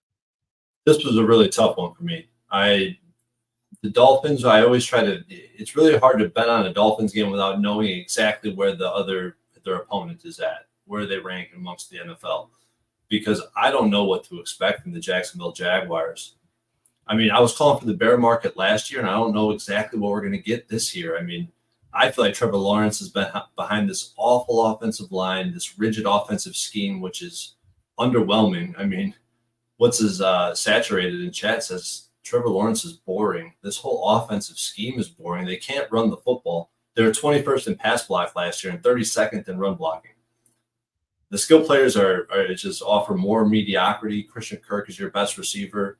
I think you're going to have some problems. Obviously, Ingram is a pretty good option at tight end, but he should be just considered a wide receiver because he can't block. He cannot block. I mean, based on everything we've seen from this offense, it's hard to make a case that this unit's going to improve. Unless, of course, you're of the group think that Trevor Lawrence was playing injured when he was in the game last year. That could be a case. I personally think this Jags offense is going to be very similar to what they did last year. The defense, I mean, they have two studs on the defensive line. They have Devin Lloyd at linebacker, who I think is probably the best run defender I've ever seen. And a secondary with 3 out of the 4 players getting above average grades. I don't know. I don't know at all what to expect from this Jags team because it was just 2 years. Last year I was bearish on them. 2 years, a year before that, I was extremely bullish on them. So it's really hard to measure, kind of quantify where they're going to land this year. And we already know what to expect from the Dolphins offensively. To a great anticipation, we're going to see RPO. We're going to see a quick release. He struggles against good coverage linebackers. That's not the case in this situation. He can't win big games versus quality teams. Is this a big game? I don't know. Maybe it is week 1 trying to set the tone for the rest of the season. But who knows if this is a quality team? I don't think it is, but I'm not ready to put my money where my mouth is. And the Dolphins defense, I think they're poised to take a step in the wrong direction. They lost Fangio, they lost Wilkins, they lost Van Ginkel, a handful of starters coming off these significant injuries. They did acquire some talent in the secondary with Poyer Fuller, but I don't know if that's enough to offset everything that they've lost, including a year of their health. Really, really, really tough game. I don't know what to do with this one, and I don't even have a lean. I can't even put a gun to my head. I think I'd be dead because I couldn't pick a side in this game. Yeah, or you'd be like Clyde Edwards-Helaire and not be able to function for the next 4 years if you weren't Sean. It's a real tricky spot, and I'm not going to ride with the public on an over that's dropped with 80% of tickets. And, hearing Birdie on the Birdie says Nielsen, a huge upgrade for DC at defensive coordinator for the Jags. He's betting Jags plus 3.5, and the under says Jags defense will be much better. Miami wants to run the football. Their O-line is trash. It's hard to imagine them, any offensive line, with Armstead being trash, but yeah, it's a tricky game. Londo with Tua to win MVP at 25-1. I like that. Did you touch on weather in this game? Because it's supposed to be pretty shitty weather, isn't it? I don't trust scattered thunderstorms to be anything in Florida. So I don't trust. It's just because the sentiment around Trevor Lawrence in rainy conditions, wet conditions. It's terrible. The guy's a turnover machine. With scattered, you can't bet on scattered thunderstorms. Right, exactly. Yeah, you just have to thunderstorms. Right. You have to be following it like that morning, and following the radar. I can understand your uncomfort in this, and I'm not going to be sitting here on a public over. And you guys know 9 of the 10 totals that I bet are unders. So I'm not going to sit here with that one. Okay, let's roll on. Next up for us, 1 p.m. Eastern, Carolina Panthers at New Orleans Saints. We're at the Caesar Superdome in New Orleans, Louisiana. This is, you shouldn't compare the New Orleans Saints defense to the Steelers defense, but these were the two teams I brought up to you as an example of old defenses, older star players that are healthy to start the year, and I'm hesitant to fade them. I want to find ways to back the Panthers this year. It's crazy to say that out loud, but I do. Look, I know that their only 2 wins last year came on last second field goals. They didn't call a single play last year with a lead in the fourth quarter. Is that one of the craziest stats in NFL history? Their offense was abysmal. 32nd overall, 32nd passing, 20th rushing. Their defense was quite good, and Canales kept, most of the defensive coaches because they were so good. Let's get into the line history here for this one. This total is at 41.5. It opened at 40.5 and dropped down to 39.5. That's pretty wild. So this opened up on May 16th at 40.5. There were minus 109, so juice to the under. 7-cent move on June 26th. And then July 31st, this was a 39.5 and a legit one, minus 102 to the under, a minus 110 to the over. That was the low watermark, 39.5, and it's just been rising, I should say. This got up to a 41.5, minus 109 to the over. Midnight yesterday. So now it's at 41.5. So we've had a 1-point move towards the over. 1-point move towards the over. Let's take a look at the spread here for this one. From a spread perspective, we have the Saints minus 4 and minus 107. This opened up at 5. And then there was this big move. It was leading towards it. Like you could see it coming in late August, but then it moves to 3.5 on the 26th. It stayed at 3.5, then moved to 4.5, then back to 4, which is where we stand now. So there's been a 1-point move towards the Panthers. Al Cervix says, I predict Jimmy on Carolina. He can't pass up a bum fight of such quality. It's so hard for me not to move on Carolina. And the reason why I haven't is just because of this old Saints defense being healthy, but I don't know why I'm comparing it to. I needed to talk to this game out loud, Al, and I am clearly interested in. You know me. That I love bum fights, especially female bum fights. 78% of the tickets. Well, let's go to the spread. Spread 44% of tickets, 46% of cash on the Saints. The total has 86% of tickets and 96% of cash on the over. That's nuts to me. It's nuts. So let's talk about the Panthers. 2-15 last year. They were horrific. Canales comes in. He was, the Buccaneers offensive coordinator. They bring in Dan Morgan. So it's good. You want to have. He was a Panthers linebacker. When you hit the bottom of the barrel, when you're at the worst point ever, you bring in players who succeeded in the past, who wore your uniform. Look what Dan Campbell's done for the Lions. Dan Campbell was on that 0-16 squad. Now he's sitting here, coaching a team that's 5.5-1 to win the conference. Bryce Young was terrible last year, but the offensive line was horrific. So what they do? They signed Robert Hunt to a $100 million contract. Huge. They signed Damian Lewis to $53 million contract. I don't know what Deontay Johnson's ceiling is. I don't know how good he's going to be. Thielen's getting old. Chuba Hubbard, Miles Sanders are not good. So they draft Jonathan Brooks out of Texas. How good is he going to be? They don't have Brian Burns anymore. So they bring in DJ Wanham to replace him. Now, DJ Wanham's on the PUP with a quad injury. DJ Wanham's not going to be playing for the first 4 weeks of the year. You're asking way too much of Jadeveon Clowney to replace Brian Burns. I'm telling you, if DJ Wanham wasn't hurt, I'd be on him. Frankie Louvu, losing him, it would hurt, but we didn't. Shaq Thompson is the leader of this defense, and he missed almost all of last season. They need him out there. They need JC Horn to stay healthy. Let's see if I can get there. 2023 Saints defense, 13th overall, 10th versus the pass, 22nd versus the run. I thought they were worse than that. Their offense, 14th overall, 11th versus the pass, 21st rushing.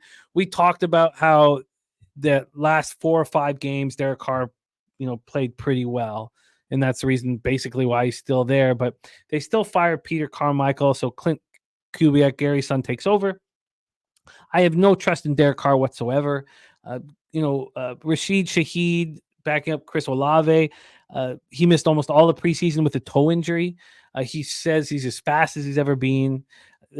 Alvin Kamara was so bad last year. Jamal Williams didn't help. Condra Miller is now on the PUP list, so he'll miss at least the first 4 games. And I talked to you guys last week about how not one of them all year long had a run for over 20 yards. I mean, Ryan Ramczyk, again, his knees are just done. He can't play, and James Hurst is gone. This offensive line could be really, really bad. Fuaga, their first-round draft pick out of Oregon State, has a back injury. They don't even know if he plays. That will hurt them so much. So this team is a mess, but the defense was strong enough last year. They got no pressure. That's all I remember. I can't believe their stats were as good as they were. They only had 34 sacks. Their run defense is going to get worse. I mean, you can't. Cameron Jordan, Demario Davis, and Tyrann Mathieu, the 35-year-olds and the 32-year-old. Chase Young's going to help. And Lattimore is dealing with a hip injury. He has returned to practice. And their linebacker, Nefi Sewell, is still recovering from ACL. He's on the PUP list. Why shouldn't we be on the Panthers in week 1? Troy, take it away. I'm on the Panthers. And I think starting this handicap out again, I want to start with the coach. I pointed this out last week, but it has to be pointed out again as Dave Canales, who's I consider to be one of the best project managers based on his history. He basically extracted max value out of Baker Mayfield and Geno Smith when he was in Seattle. He also did a number with Russell Wilson in his development. I think he's probably, if not him, who else is the perfect guy for this project in Carolina? I think he fits pretty well. Bryce Young, I know there's concerns about his ability to perform at the NFL level. He's undersized. Can he see over the offensive line? Well, in 2023, not only did he have a defunct offensive game plan, but he had the worst supporting cast in the NFL among, both the offensive line and the skill group. But we've seen a lot of improvements on this offensive line, or at least a huge investment into the offensive line. Knowing that they're actively thinking about that is a good sign. And they have 4 players who grade out, average to a little bit above average. They acquired Deontay Johnson, who analytically is one of the best receivers when it comes to getting open in the NFL. Between Canales, this investment in the offensive line, and adding Deontay Johnson, Bryce Young with 1 year of experience under his belt, I think we could expect significantly more from this offense in 2024. Last year, they were dead last in yards per game, and I expect them to be much closer to the middle of the pack this season. In 2023, the Panthers defense, actually, this blew my mind. I couldn't believe it. 6th in opponent yards per play, 4.9 yards per play. PFF actually gave him a grade of 16th overall. It's dead middle in the NFL. And I expect this type of mediocrity to kind of carry over into the 2024 season. I mean, they do have some high-end talent at the defensive line. I know losing Burns isn't ideal, but Derek Brown and Jadeveon Clowney, obviously, we got some guys out as well. I think the linebacker position, you got Shaq Thompson, who you're a big fan of. I am too. And he only took 50 snaps last season, 60 snaps. I mean, he barely played at all. That's like one and a half games. And I think that this defensive backfield, I know that they've had their struggles, but if you look at on paper, I mean, they have guys, they have talent there. J.C. Horn, Mike Jackson, Xavier Woods, Cam Fuller. I think that they have a lot of upside on the defensive side of the ball. I think they're underrated. And looking at this Saints team, I think it's going to be a despicable performance throughout the season. The offense did absolutely nothing to improve. Derek Carr will fool you into thinking he's elite sometimes, from time to time, but he's definitely not. He's league average on a good day at his best. You got Olave and Kamara, but outside of that, there's not many options for this offense. I'm not as high on Rashid Shaheed as a lot of other people are. And PFF attributed the dead last ranking to this team's offensive line. They have no talent. They definitely have no depth behind them. I expect this offensive line to be terrible. And if that's the case, I expect this offense to be terrible because Derek Carr is not a serviceable quarterback with a terrible offense around him. And the defense, we talked about it, right, Jim? 3 of their best players are all over the age of 30. Mario Davis, Matthew, Cam Jordan. I love these guys, right? I mean, I grew up watching these guys, it feels like. But, yeah, definitely an old defense. And all of them have been downtrending as it relates to their grades the past few seasons. So their secondary is definitely their strongest suit with the Honey Badger, Lattimore, and Adebo. But if you can't rush the passer, which New Orleans proven they cannot, it's going to be difficult for the secondary to even perform in the first place. I think the best we could expect from the Saints defense is league average. So you have one of the worst offenses in the league with a league average offense. I think it's pretty clear. I think, with the new hires at coaching, the new acquisitions, Panthers definitely improved this offseason. The Saints definitely did not. And we know the public perception of this team is about as low as possible. There's going to be value on the Panthers. I'm on the Panthers. I bet them at plus 4.5. And I bet the money line at plus 190. Wow, money line too. Oh, that's exciting. Wine Time got him at plus 5. Great job, Wine Time. Okay. I'm in. We also have a very favorable market, especially if you expect this Saints team to be under 500 this season. I'm having my trends range from 62 to 86% ATS with a minimum 50% on the money line as long as we stay under 5. I'm in, man. Let's go. I'll go to war with these sad-ass Panthers. Plus 4 is available right now, and I'll move on. I think this ends up at 3.5. I think we should probably. I'll move on this tonight. And great breakdown. I love it. Let's roll on. Next up, 1 p.m. Eastern, Minnesota Vikings and New York Giants. I can't wait to talk about this game. First off, I bet the under 6.5 wins for the Vikings at plus 130 today. I told you, Troy, plus 104 at Pinnacle, plus 130 at 365. I took the Vikings under 6.5 wins.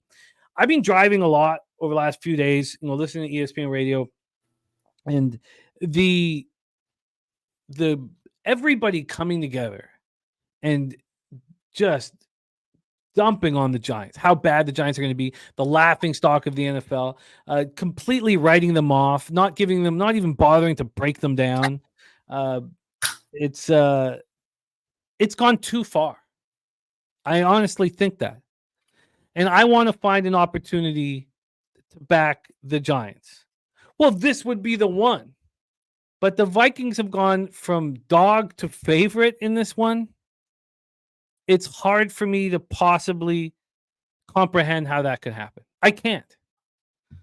And look, I'm not going to sit here and say, look, you guys are all ganging up on this sad sack Giants team, and I think you've gone too far, and I'm going to bet against it. Because I don't think I'm better than the market.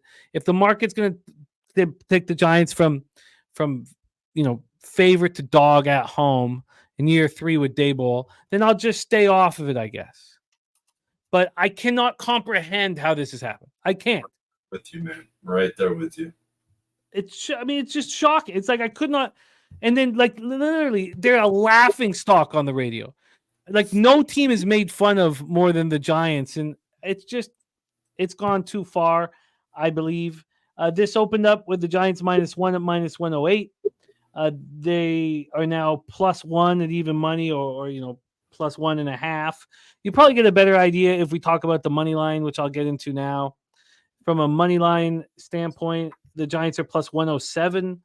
They opened up at -115. I just, and not only that, but there was a move towards the Vikings when JJ McCarthy was healthy. Oh, even that I found hard to wrap my head around. But then McCarthy goes down, the move goes back to Giants for a minute, and and only lasts for a minute. Like Sam Darnold is better than Daniel Jones, which he's not.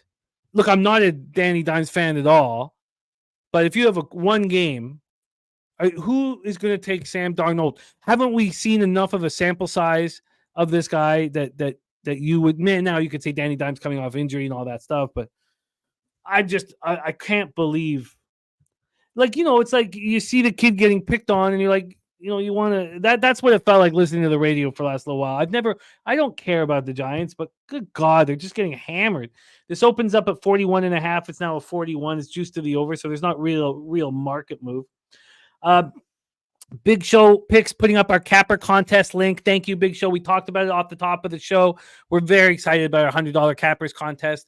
Only 5% is taken out to cover the costs of collecting the cash and then sending out the cash, which is actually more than 5%. But we have $1,500 extra added to the pool, 1,500 American. Thank you to Harbor Acres Cottages, who's helping sponsor our contest. That's giving out a bonus for all of the cappers that have perfect weeks. There were 33 perfect weeks last year. And if no one gets a perfect week, that money is held over to the next week. There was a point last year where there's 4 weeks in a row with no perfect weeks. So then there would be 300 American to spread around. So please join us in the Survivor and the Cappers contest. Thank you, Big Show. Let's get into the cash flow then for this one. Let's get over to the Giants. Sorry, I didn't have a set. Here we go. You have on the money line 67% of the tickets and 76% of the cash on the Vikings. 60% of the tickets, 71% cash on the spread on the Vikings. 13% tickets, 33% cash on the under. I mean, this whole thing is just, I can't get it. I just can't get it.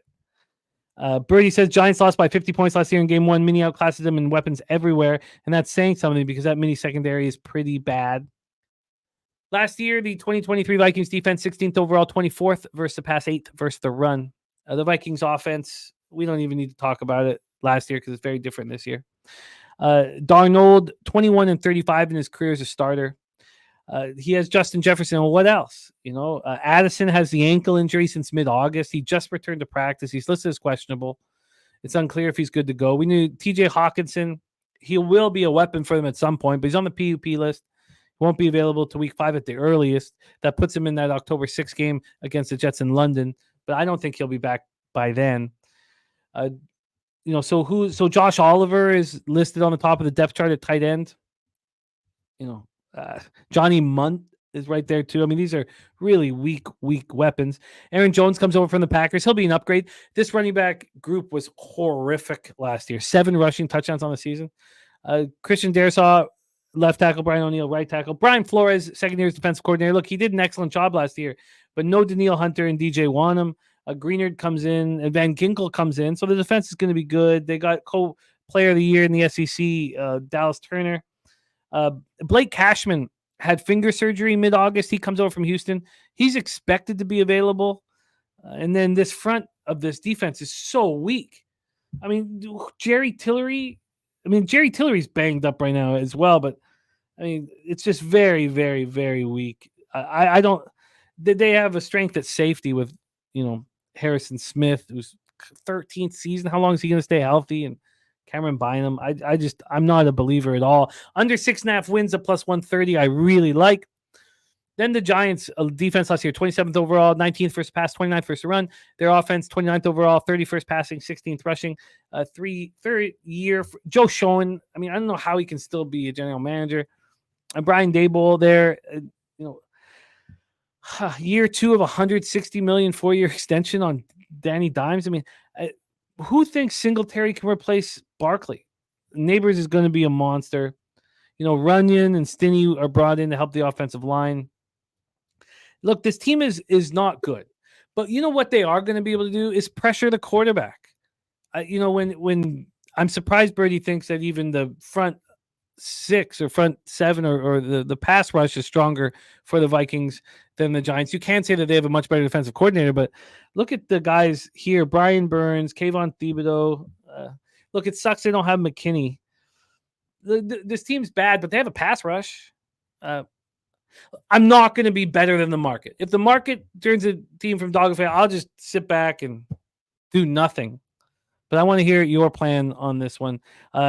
Take it away. Vikings, Giants. Listening to the cap and thinking about it a little bit. I mean, I was hoping this market would close Giants -2.5 so I can move on the Giants. I was really hoping that when I first seen it. Obviously didn't get there. Thinking about this Vikings team a little bit. Obviously, if you take away Sam Darnold, on paper, you have a team that is a quality offense. Very strong at the tackle position, average to a weaker interior line, but they're less valuable. The skill group is strong. Jefferson, Addison, TJ Hawk, Aaron Jones. I know that they got talent. They get the pieces there. So what do we expect from Sam Darnold? And I mean, we could look back after I'm thinking about this. I'm hearing you talk, and I had the same sentiment as you, but we see this market move. Look in 2023, what they were able to do with Dobbs and Mullins. I know they didn't have a great record during that run, but they were certainly competitive. And I know a lot of handicappers are not high on Kevin O'Connell, but I think his ability to keep defenses on their toes is a major asset. I feel like there is a wide range of outcomes for this offense.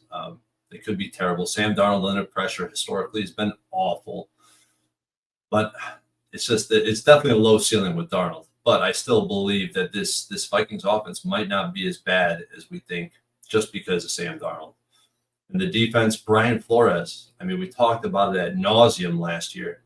What he was able to do with just that roster was, I mean, he masked the talent shortfall for sure. He blitzed at the highest rate in the NFL.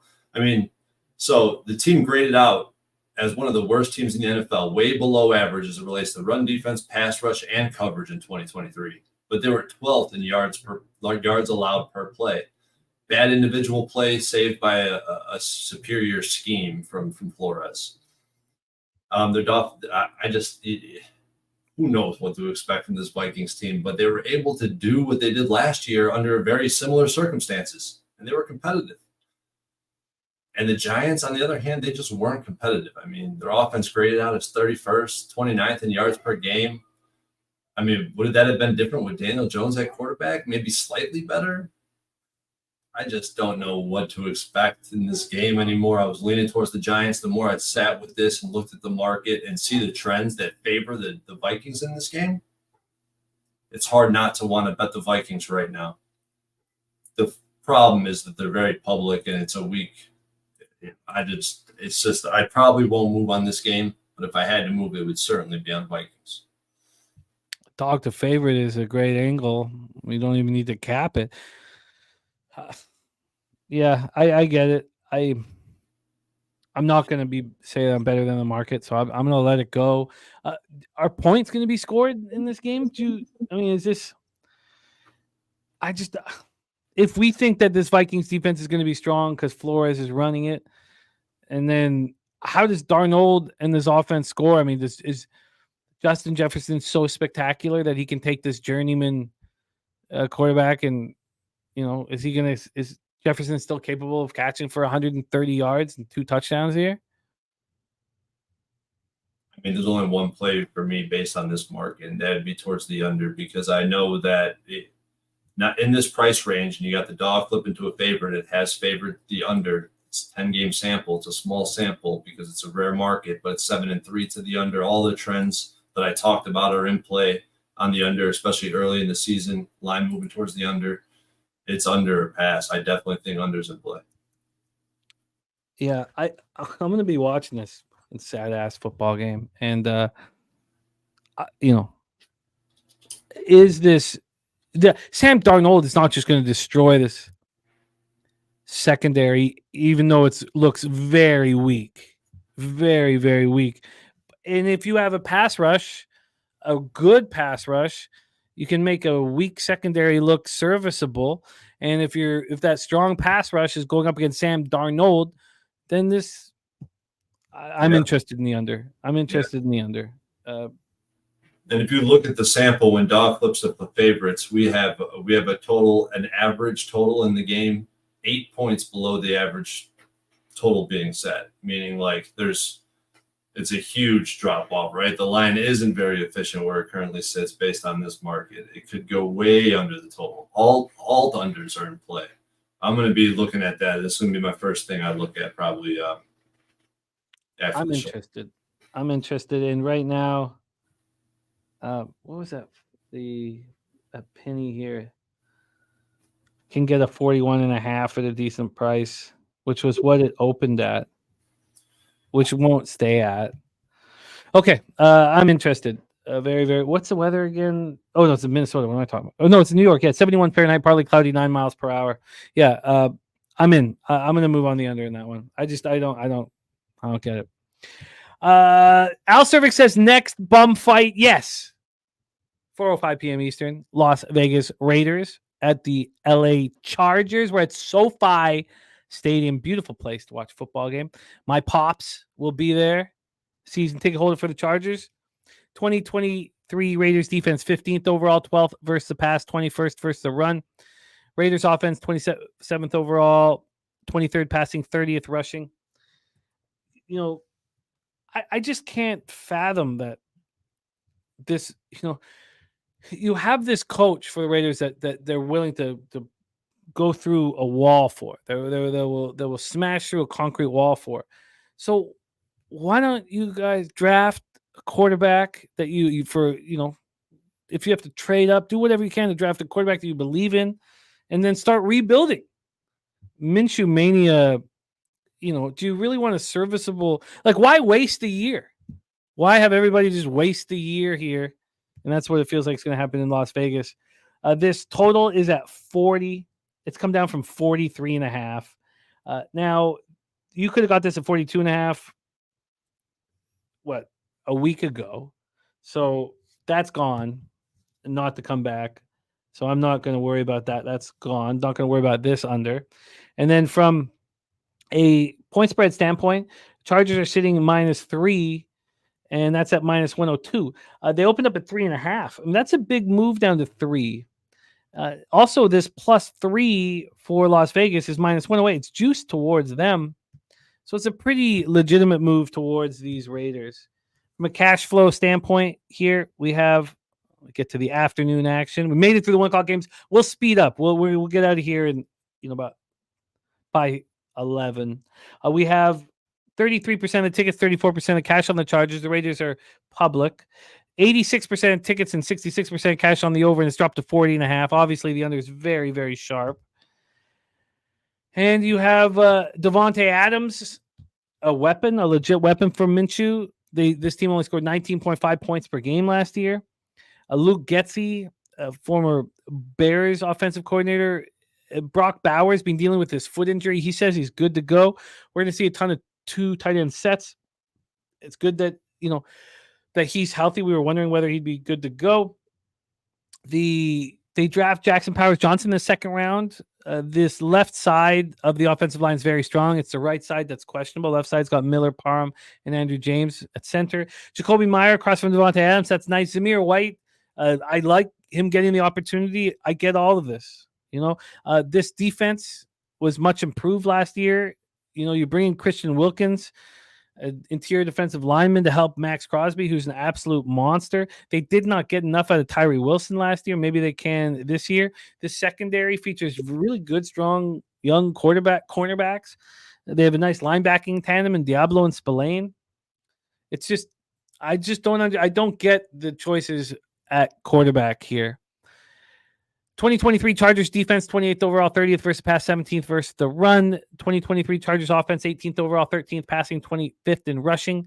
So, Harbaugh comes in and, he brings in his guy, Jesse Minter, which makes sense. They draft Junior Colson, an off-ball linebacker, and we know how helpful that can be.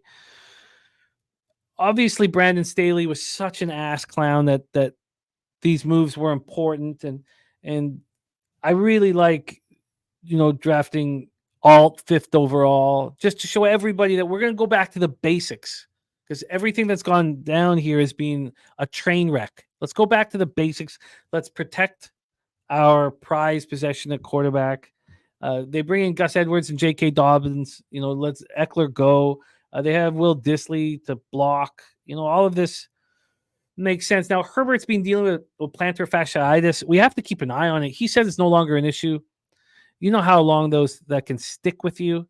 No more Keenan Allen and Mike Williams. I expect Quentin Johnson to be better. How could you be worse? And I expect a bounce back. Joshua Palmer can bounce back.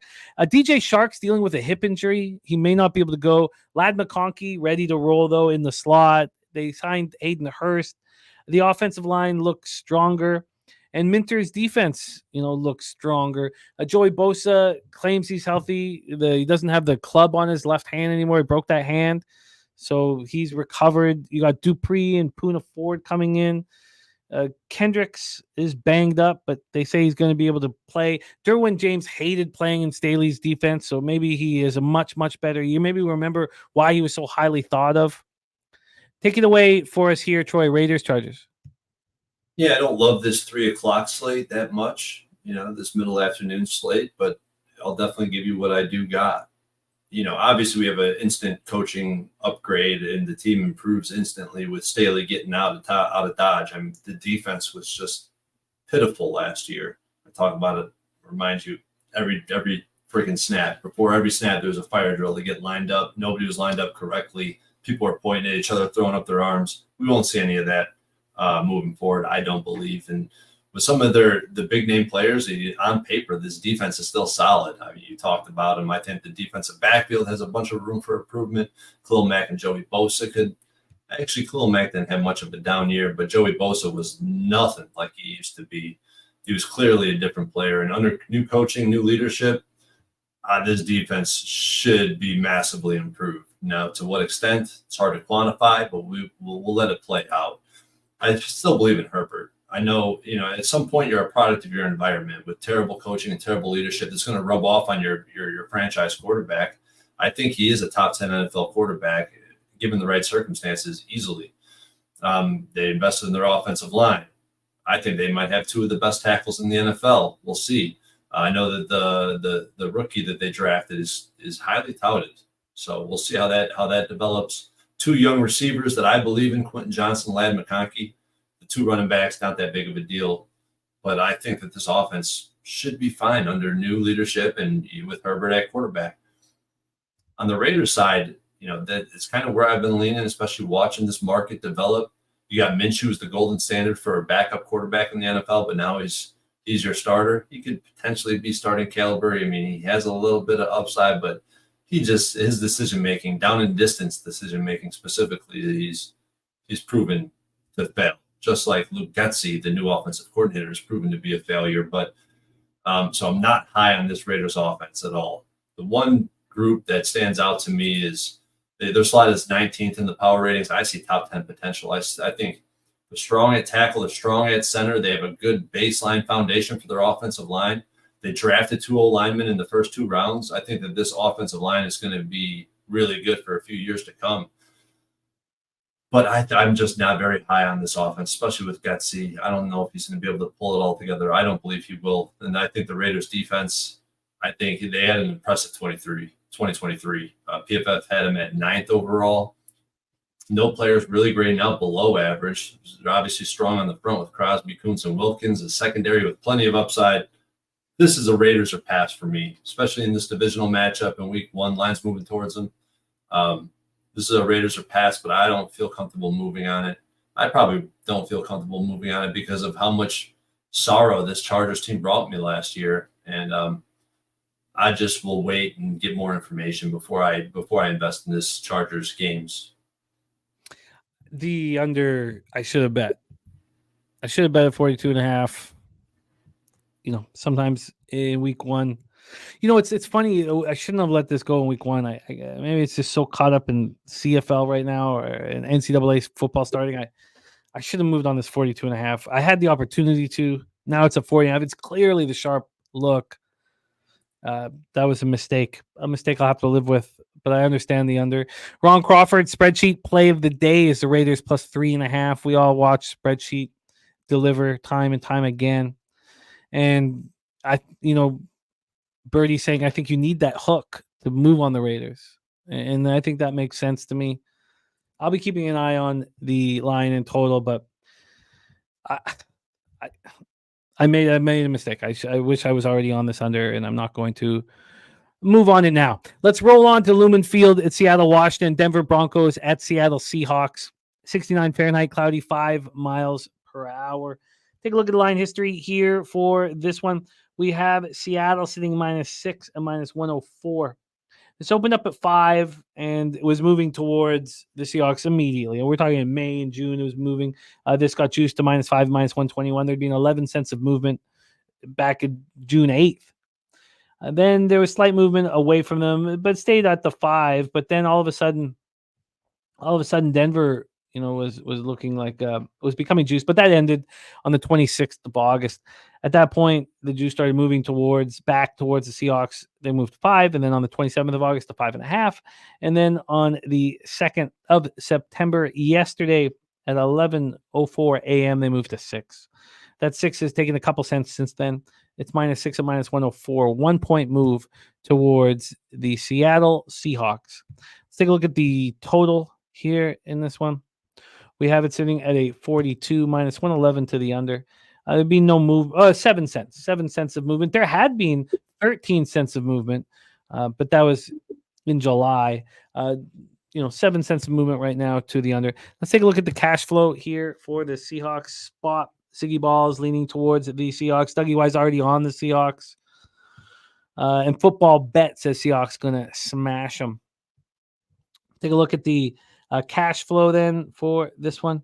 We have 32% of the tickets and 87% of the cash on the Seahawks. Clear, sharp action coming in on Seattle. 86% of the tickets and 84% of cash on the over, and it's not moving. In fact, it's slightly juiced to the under. So the overbettors can't be pleased with what they're seeing. Birdie says he will be on Denver, but there's no rush. He will say apparently there are Broncos coaches that don't think Nix is ready to start for what it's worth. So here we go.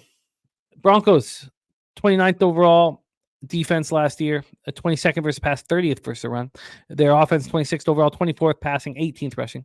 Peyton's first year as head coach of the Broncos, they finished 8-9, not made the playoffs for 8 years, 7 straight losing seasons, cut Justin Simmons, trade away Jerry Jeudy, $85 million dead cap hit on Russell Wilson, and in comes Bo Nix out of Auburn. When you look at Bo Nix's career, it's definitely with the offensive coordinators.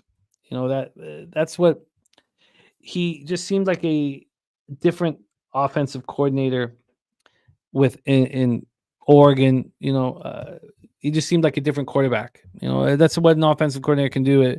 This was the Auburn Bo. I mean, is he even a first round draft pick? He doesn't have Lloyd Cushenberry. Javonte Williams does not look like the same player. Jaleel McLaughlin behind him. He's not going to have any kind of run game. The ACL injury really hurt Javonte. Cortland Sutton, very dangerous wide receiver. They need Marvin Mims to blossom. They signed Josh Reynolds in the offseason. They got nothing out of their tight end group last year. I don't know how that will change. This Broncos offense looks horrific. Now, this defense bounced back after that horrific loss to the Dolphins. Vance Joseph's defense looks strong. Surtain remains the leader of it.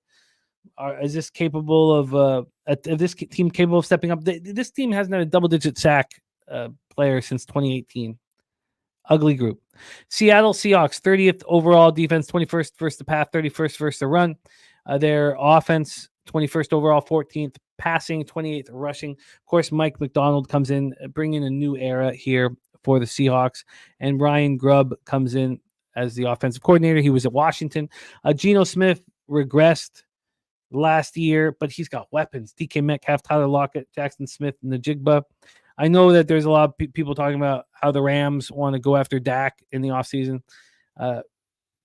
All I hear out of the Seattle is that they're going to be going after Dak in the offseason if they can. Lockett's been dealing with a leg injury. He says he's good to go this weekend. We have Kenneth Walker and Zach Charbonnet. The offensive line took a major hit with Abe Lucas missing 11 games. We'll get used to that. He had knee surgery in the offseason, and his recovery, something's gone wrong. So he's on the PUP list. They trade for Leonard Williams, assign him to a 3-year, $64.5 million contract. They signed Jonathan Hankins. He was a 16th overall pick for defensive tackle Byron Murphy. Bobby Wagner gets picked on. He gets picked on in coverage. I don't know what Dan Quinn. you have to think that Dan Quinn has a vividness bias of Bobby Wagner, but we can get into that later.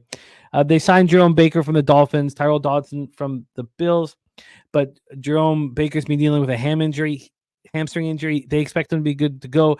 Uchenna Nwosu is not good to go. Sprained MCL in the preseason. He's out for 2 to 6 weeks. The secondary, look, Witherspoon's a monster. Julian Love's still there. Jamal Adams, Quandre Diggs gone. Witherspoon, Love, and Reek Woolen, very, very strong secondary. Take it away for us here. Do you agree with this market move towards the Seahawks? What's your plan for Broncos, Seahawks, Troy? Yeah, I absolutely believe in this market move towards the Seahawks. And that's tough to say because I definitely flagged the Seahawks and this Broncos team as fade teams last season. And I'm not ready. I'm ready to board the Seahawks fade train at this point because my expectations for this defense are pretty dang high. I think they're poised to take a massive step forward under McDonald. I think they have a bunch of talent on the defense, and I think they're going to be incredible in defending the run. The Seahawks offense, I can't like them. When you got an offensive line that's projected to be 31st in the NFL, which is pretty much exactly where they fell last year, and they got Geno Smith at quarterback, who's league average at best. Despite all the talent at the wide receiver position, I don't really believe in the Seahawks offense has much in it, but probably has more than the Broncos offense because I don't think, especially early in the season, because I don't think Bo Nix is ready to step in the NFL as a starter in week 1, especially a starter in the NFL on the road in Seattle where the 12th man exists. I do think that Nix and Peyton, that combination could be pretty polarizing, veteran head coach with an impressionable rookie. I think that maybe there is some magic to be had there, but I never really believed in Bo Nix as a quarterback. So we'll see. The Broncos offensive line was highly productive last year. I expect to see the same thing, but they have no depth at the skill position. Cortland Sutton, who's their only really above average player that should be called out. I mean, I don't believe in this offense to be very successful, to have a path to be successful and efficient this year. And Broncos defense, I know on paper, like it looks like a unit that could be strong, but they were 25th or below in every major category last year. Run D, coverage, tackling, pass rush, you name it, they were terrible. 30th in yards allowed per play. I mean, what they do to change year over year, I don't think it was very much. I think we could expect a similar performance to what we've seen in 2023. Now, they did get better as the season went on. I know that there's an outlier too, 72-point blowout or whatever it was, but I think there's a lot to figure out with these teams. I'm not moving on it. There's no more Pete Carroll. There's a complete new era in Seattle that I'm not willing to just start investing in right away. And after the most embarrassing 2023 season in the entire NFL, I imagine the Broncos probably come in more focused than anybody in week 1. You got a rookie QB on the road. It's just not a game I want to put my money on. Yeah, I understand it. Watching this market go from 5 to 6, they're saying that it's just going to be a smash and grab here. I find it difficult to sell Peyton's teams too short. And then hearing Birdie wanting the Broncos, and wanting to wait on this, I'm not entirely sure exactly how to attack this game, but I imagine that this game is, if this market, I know that unders hit so prevalently in week 1s that we see all these markets moving towards the under, but this could be a game that sneaks over the total. Again, I'm not going to do it, but Football Bet says Seattle at home. Seattle wins by double digits. God, it's not being Lumen Field not being a friendly place to the Seahawks for the last few years when it was such a dynamite place. If you go back 6-7 years. No interest here from Troy. Broncos, Seahawks, no interest for me either, but I would have some interest in the over. I'm not high on either defense. But let's move on to a real exciting game. 4:25 p.m. Eastern with the Dallas Cowboys at the Cleveland Browns. Cleveland Browns Stadium in Cleveland, Ohio. We've seen this monstrous move. Monstrous might be a little much, but a big move towards the Cleveland Browns here. 64 Fahrenheit, cloudy, 14 mile per hour winds. Let's talk about that line move, but we'll start with the total. This total is at 41.5 minus 115 to the under. Very strong defenses last year that look to be very strong again. This total opened up at 44 and it's now juiced to the under at 41.5. Big move towards the under. Point spread wise, let's take a look at that one. We have Cleveland now minus 2.5 and juiced. Looks like a 3 could be coming. This opened up at plus 1.5. So the Browns have gone from dog to favorite. You get a better idea if we look at the money line. So let's move over quickly to the money line in this one.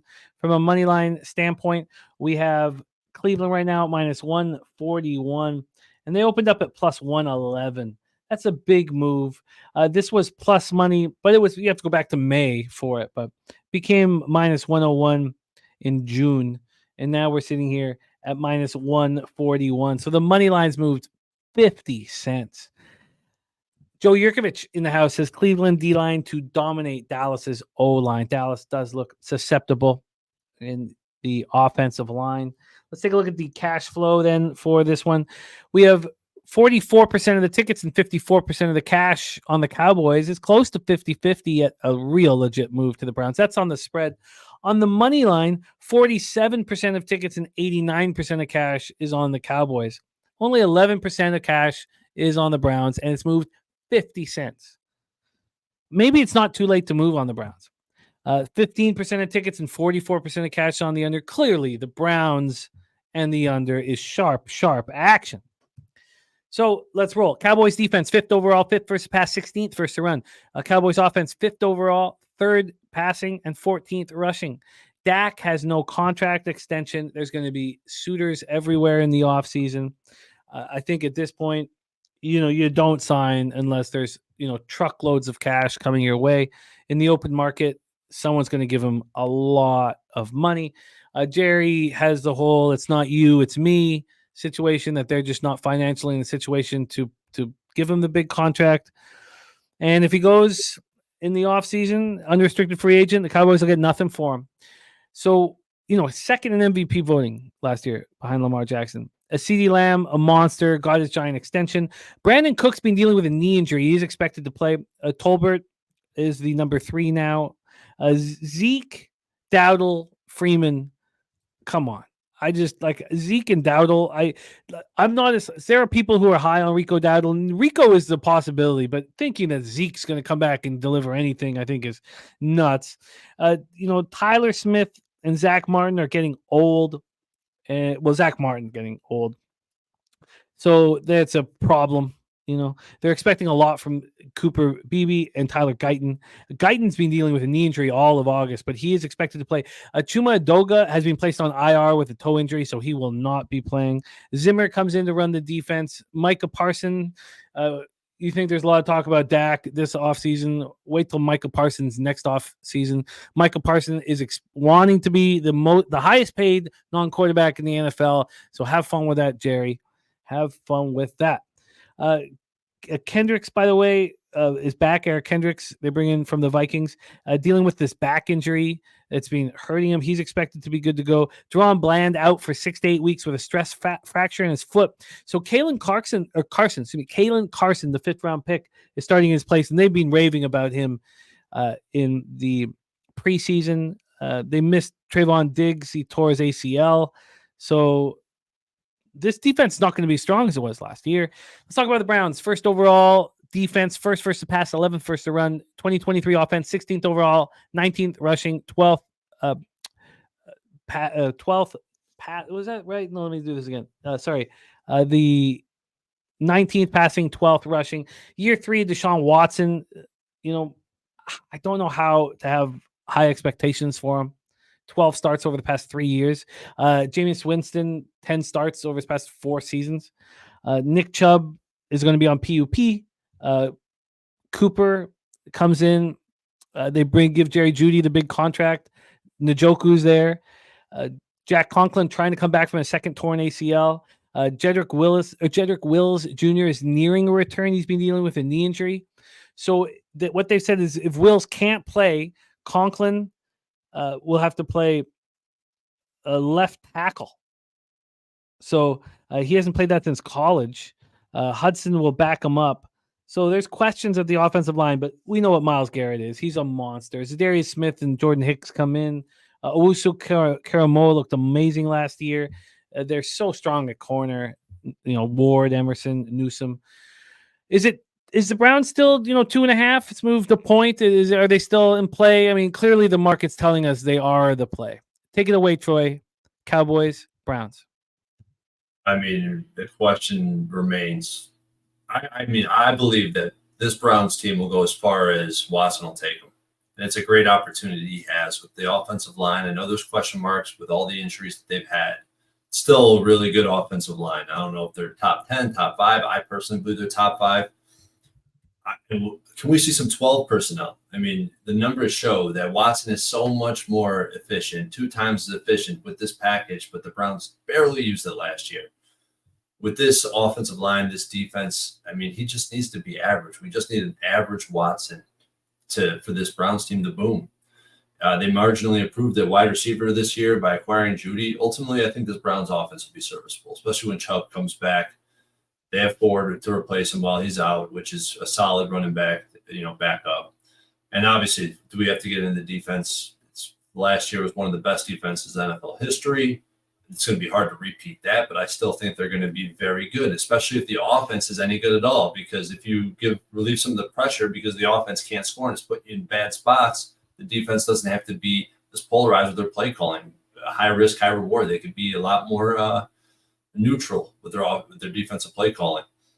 I think that this is going to be one of the best defenses in the NFL. Myles Garrett has a bigger impact to the spread than any player in the NFL at this point on the defensive side. And this Cowboys team, I mean, has anything really changed? This can be, they just always seem to struggle, especially against good competition, incompetent play calling, mediocre quarterback, another quarterback that's kind of, will lead you to think that he might be elite when really he's not. The first time in the McCarthy-Prescott era, there's massive question marks around this offensive line. They lost 2 of their best offensive linemen in the offseason. I think we see that unit take a huge step back, and they have gaping holes at wide receiver in the running back position. CeeDee Lamb, after that, they're so weak. I expect this offense to regress even further, but probably retain the ability to put up points against bad defenses because the Cowboys defense puts up points themselves. It's going to be a good defense. Obviously they have some really big, impactful playmaking defenders. They're going to be very dangerous. They have the ability to change the course of the game, obviously, with all the turnovers that they have created historically. But they're going to be more dependent on this defense more now than ever. This market is prime for the Cleveland Browns. So when a home team is a spread between -2.5 or -3 after a line move towards them, the home team is 24-10 straight up, 20-13 ATS. That's 71 and 61%. And if this matchup is between 2 playoff teams from the prior year, the home team is 7-0 straight up, 6-1 ATS. That's 86%. I'm on the Browns. I've been added to this position since it opened. I bet it at 1.5. I bet it at 2. Right now it's 2.5. Jimmy, you can give me the 2.5, and you can give me the money line -135. Ooh-wee. So that's a -1.5, -2, -2.5. You don't have to because I haven't tweeted the 1.5 and the 2 out. You can just give me the 2.5 and the money line. Wow, I like it. Wow, so let me can you calm my concerns here with Watson? A lot of talk in the chat from Al and Christopher about, the arm soreness that he complained of last week, that he's not fully throwing. Johnny Gunn says Dak in the contract year, that's the cap. Watson is showing nothing to lead this team to victory. Flacco did better than him. Guys, clearly I see the Browns as a better football team than the Cowboys as they're set up right now. But can you calm my fears in making this bet with Deshaun Watson's what's the right word? He just doesn't seem to. I mean, I don't want to say care because I don't have enough of an intimate knowledge of his day-to-day activities. But what's going on with his arm soreness? Do you have any concerns of him? And I don't mean through this 18-week season, regular season. I mean right now, week 1. Yes, I definitely have concerns about what's been reported out of camp, because obviously it seems to be that he's not ready to go. He's not at 100%. But at the same time, I mean, if he understands his role, hurt or not, if he's going to be the starting quarterback, whoever the quarterback is, just needs to understand his role. And hopefully we see more, play calling to cater to that role, because we didn't see it last year. I really hope we see, and I think we will see a lot of 12 personnel. It's needed for this offense, especially where their defense currently sits. But I can't ease your mind with Watson at this point. I do believe that he has. I don't even want to say that at this point. I believe in this defense so much, as you know, that all we need is mediocre, conservative offensive play calling and offensive playability, and the Browns are going to take care of business. History says in this market, the home team's hammers.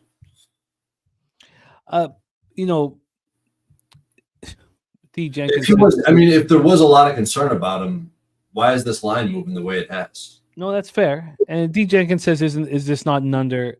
It's gone too far for me. I can't. I try to stick around. If it goes more than 2 points, I just say, okay, I missed it, and I'm doing that here. Probably is might still be okay, but this is from 44 to 41.5, and it's juiced to the under. 41 is coming. It's just I let it go." But the market's certainly telling us under. Troy on -2.5 and the money line. I'm going to move on the Browns. here. I'm going to do that after this show. Get it in. Let's roll on. 3 games left. We move on to Washington Commanders at Tampa Bay Buccaneers. And I moved on the Buccaneers over 7.5 wins. The other spots on overs, which really was just the bill. The 2 futures that I didn't move on that had made my final list. 6 made my final list. I basically had them queued up. Was the Rams to make the playoffs. I cut. And, part of it, I mean, it did go from -115 to -105, but I went over game by game, went over my expectations, and I couldn't get there. Even though I'm going to revisit after week 5. The Rams have a very tough first 5 weeks, which we'll get into. But the Buccaneers over 7.5 wins just seemed very attainable. It was juiced to -145, so I had to bet more on it than I bet on the other spots, which wasn't much. It was just 500, 100 more, 400 on the others. I put 500 on this one. Washington Commanders, Tampa Bay Buccaneers, Raymond James Stadium in Tampa, Florida. 85 Fahrenheit, scattered thunderstorms, 5 miles per hour.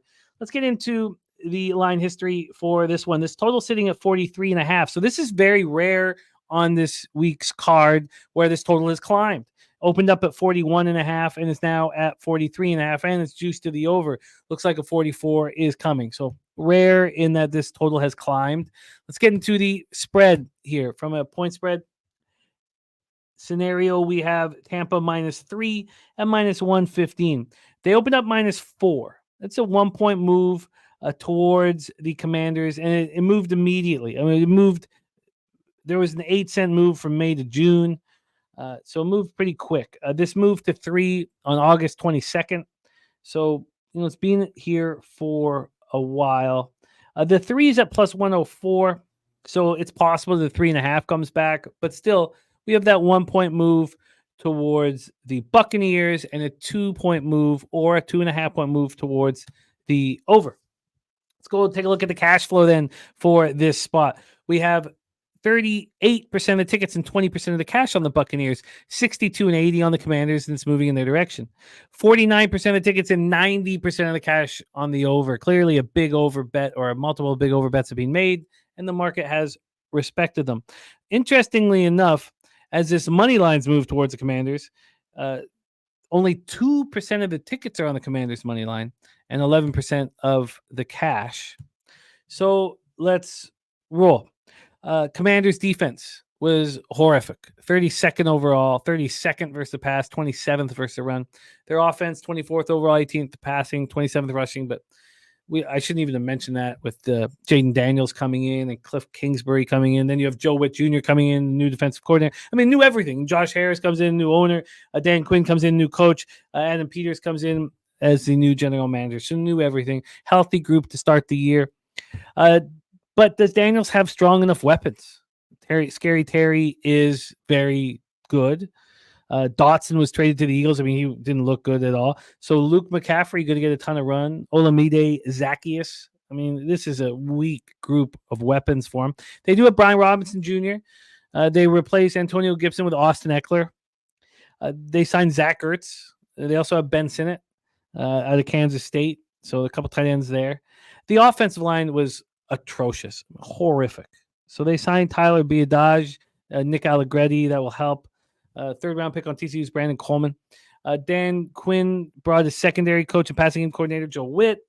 They bring in Armstrong and Dante Fowler, former Dallas edge rushers. Cleveland Farrell through free agency. They bring in Frankie Louvu. We talked about Bobby Wagner, and I get what you guys were saying.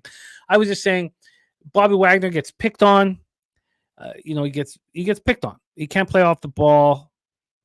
And you guys were saying in the chat, which is completely legit, it was Jared TG and Birdie saying Bobby Wagner is there to change the attitude in the locker room. And that's legitimate. Jeremy Chin comes in at safety. So let's talk about the Bucs. 2023 defense, 23rd overall, 29th versus pass, 5th versus the rush. 2023 offense, 23rd overall, 17th passing, 32nd rushing. Third straight NFC South Division title. Baker surprised, and he got paid in full. Who would have thought that he'd be sitting here with a 3-year contract worth $115 million? 28 touchdowns, 10 picks last year. Liam Cohen comes in to run the offense. Evans and Godwin return. They have Trey Palmer. They draft Jalen McMillan. Kate Otten comes back at tight end. Rachaad White, it's funny. When you look at the Buccaneers last year, were 32nd rushing. But you look at Rachaad White's numbers, and they were really good. But he's a pretty pedestrian running back. I think what made Rachaad White so good was his ability to play week after week after week after week. I mean, he got touches galore, 272 carries for 990 yards, caught 64 passes for 549 yards. They bring in Bucky Irving. And thank God, because Chase Edmonds' season-ending injury, knee injury, he's done. So they have a real nice offensive line, and they drafted Duke Blue Devil Grab Barton. Todd Bowles, second year with this defense, or sixth year, with this defense. Levante David and Antoine Winfield come back. And look, Sean Higgs in the house with a giant dono to bless our action. Sean Higgs, what a performance he had in NFL Pub last year. And by the way, Sean Higgs' son, varsity football, 20th in Texas, ranked 20th. Real solid squad from Higgsy's boy. Thank you, Sean. And thank you, man. Very, very cool. You're a great friend of the show. Thank you, my friend. But back to the spot. We have Vita Vea, of course, clogging up the middle. Joe Tryon-Shoyinka is dealing with this shoulder injury. It looks like he's going to be able to play. It's a tough spot to be a linebacker with a preseason shoulder injury. But what did they do outside or with their linebacking core? Devin White walks. Carlton Davis at corner goes. So they have Jamel Dean playing across from Zion McCollum. Is it enough? It was enough for me to bet over 7.5 wins.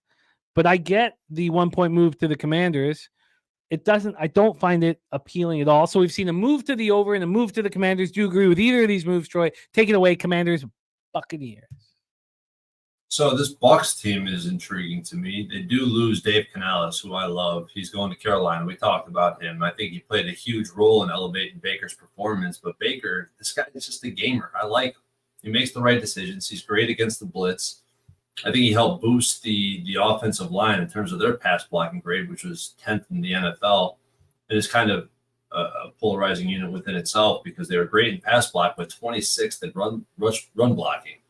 Skill positions, we know what to expect. I think this Bucs offense is going to have some success again in 2024, partially because of the division they're in, partially because of what they proved they can do in 2023.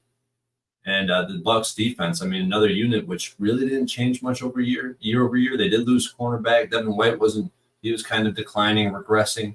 They did lose the corner, but they did add a slot cornerback, Tavier Thomas, who I know a lot of people are high on. I think the defense should be able to remain competitive like they were last year. The defensive line definitely needs to take the next step. Kalijah Kancey specifically has to step it up in year 2. for this defense to really maybe improve this season. But for the Commanders, Cliff Kingsbury, I mean, we should see exactly what we've seen last year from this offense. High pace, NASCAR style offense. And it should be good offense for Jaden Daniels. And I'm not sure what to expect from this kid. I need more information. He entered camp supposedly, up some weight. He's 6'4", 210. It's a good size. They massively upgraded at the offensive line. Their wide receiver running back group is really underwhelming and lackluster. But I don't know what to expect from this Commanders offense. I kind of like what they did at offensive line, so that's a good start to get my trust, but I'm not ready to move on it yet. On paper, this Commanders defense to me is clearly the worst in the NFL. I mean, they have the two linebackers, both of their linebackers spread out above average. Everybody else is terrible. I think that this defense is no change year over year. Last year they were bottom 3 in the NFL. I imagine they're going to be bottom 3 again. I want, basically what the situation is the database is on the Commanders and I'm on the Bucks because of the X's and O's. That can only mean one thing. I'm going to stay away. Yes. What is your who has a better season? Anthony Richardson, Jaden Daniels. Anthony Richardson, because I believe the talent he's around, the system he's going to be in with the offensive line, a solidified offensive line that's proven, as well as Jonathan Taylor in the backfield and the rushing attack should open up, for better opportunities for AR. We got Higsy on the Bucks. We have this 1-point move to the Commanders. So do you believe this 2.5-point move or 2-point move to the over is just based on this weak Commanders defense and the questionable linebacking core in Tampa? I think it's going to be because of the pace of play. So last year, I think they were the fastest paced offense in the NFL, and I think that's going to remain true with Cliff Kingsbury. If you look at his track record, NASCAR all day. So if you're going to be playing that many snaps, that many possessions, maybe more scoring, I think it's more because of the pace of the game and this terrible Commanders defense. Has it gone too far to the over now for a move to be made? Did it move over 2.5 points? Yeah. Or it's right there. Oh, yeah. It's almost time to look back the other way. Look back the other way. That was Commanders Buccaneers. I got the over 7.5 wins for the Buccaneers with that 1-point move that we alluded to towards Commanders. It makes me a little uncomfortable. I still don't really know what we're going to get from the Commanders. Dan Quinn coming in with all these new coaches. And I think the Buccaneers take a slight step back, but that shouldn't stop them from going 8-10. And I went through there week by week, pretty comfortable with the getting 8 wins. Solid bet. I think you were kind of talking me into it, seeing that you're on it. But I'm not big on futures in general. I feel you. Higsy, thank you so much for the dono. And Cheshire Cat, thank you as well, my friend. Thank you guys so much for your support of the show. Harold Williams says Lions minus 3.5. Let's get into our Sunday nighter. We'll have our Sunday night live stream right here. Hopefully we get Higsy on with us for our Sunday nighter. Rams, Lions. This is going to be fun. Unfortunately, Stafford's wife will not be going to Detroit. She does not want to hear the jeers, so she will not be there. Ford Field, Detroit, Michigan. Ford Field going to be bananas this year. If you thought it was crazy last year, these fans are pumped up. Let's take a look at the line history and the cash flow for this one, the Sunday nighter. Detroit right now minus 3.5 over at Penny. That minus 3.5 is minus 105. They opened minus 3.5 and minus 102. And this was a 3. You could get a 3 here for a short amount of time. There was a point where the 3.5 for the lines was plus 111, where it moved back to the Rams. I told you guys, I thought I was going to bet the Rams to make the playoffs, but I couldn't pull the trigger. There were some things I had a difficulty explaining, mainly how the Rams could have traded Ernest Jones. I just didn't quite understand it. I thought he was such a special off-ball linebacker last year, and I couldn't put it all together. Ziggy Balls leaning Rams, Dougie Wise leaning Lions. Let's break this one down So right now, this has moved 3 cents since the opening line on May 16th. Just 3 cents, minus 3.5 from minus 102 to minus 105 over at Pinnacle. Let's take a look at what's going on with the total for the Sunday nighter. We have a 51. Nice high total. I mean, it's by far the highest that we have seen here today, and it is the highest by far of the week. Under 51 minus 113. Now, this opened at 51. So we've had 10 cents of movement towards the under at this number, 51. Thank you, Saturated, my friend. Thank you for the kind words. Harold Williams giving us a final score of 31-24 Lions. So here we go. Rams. Oh, let's take a look at the cash flow then. Cash flow for the Sunday nighter. 34% of the tickets and 48% of the cash is on the Lions. 80% tickets, 79% cash is on the over. And this line's not moving towards the over. I wonder if we wait, if we can get even a better line on the under. But Ron Crawford saying over. Brady says, man, if Stafford gets hurt last, let's say week 2 is out for the year, how many wins is that Rams team with Bennett than Jimmy G, who could not utilize Devontae Adams? You know, Stafford's being able to play through injuries and handle. But, of course, you were talking about how there's interest in Dak coming over to the Rams next year, and I was the one who said that Seattle has interest in Dak as well. But let's talk about the Rams team. Last year, their defense, 20th overall, 20th versus the pass, 12th versus the run. I had planned all offseason to be on their futures, thinking that this young defense would get stronger. And I've capped myself off of it. Rams 2023 offense, 7th overall, 10th in passing, 11th in rushing. McVay in his 8th season. I believe in him implicitly. I think he's a great, great coach. Stafford and Cooper Kupp, Puka Nacua, who you were so high on. Kyron Williams. I mean, Puka Nacua and Kyron Williams just had these monster seasons. Yes, Aaron Donald has retired. He's retired. And they lost a lot. They lost more than just him. Jordan Fuller. They lose their coordinator, Raheem Morris. And who'd they re-sign? What were they? They re-signed Kevin Dotson, their right guard. So they have a right guard in Kevin Dotson. They signed former Pro Bowl left guard Jonah Jackson. He's been dealing with a shoulder injury all August. He's expected to play. Rob Havenstein, he's been dealing with an ankle injury. He's listed as questionable. They're hopeful he will play. And, of course, they have Demarcus Robinson or Tutu Atwell. It's Demarcus Robinson is listed as WR3 right now. Higbee is still recovering from the ACL, MCL tears, so he's on the PUP list. He won't be around for the first 4 games. And Chris Shula comes in to replace Raheem Morris. And, they bring in Tre'Davious White. They have Cameron Curl and Quentin Lake already. I don't get the Ernest Jones move. I don't understand it.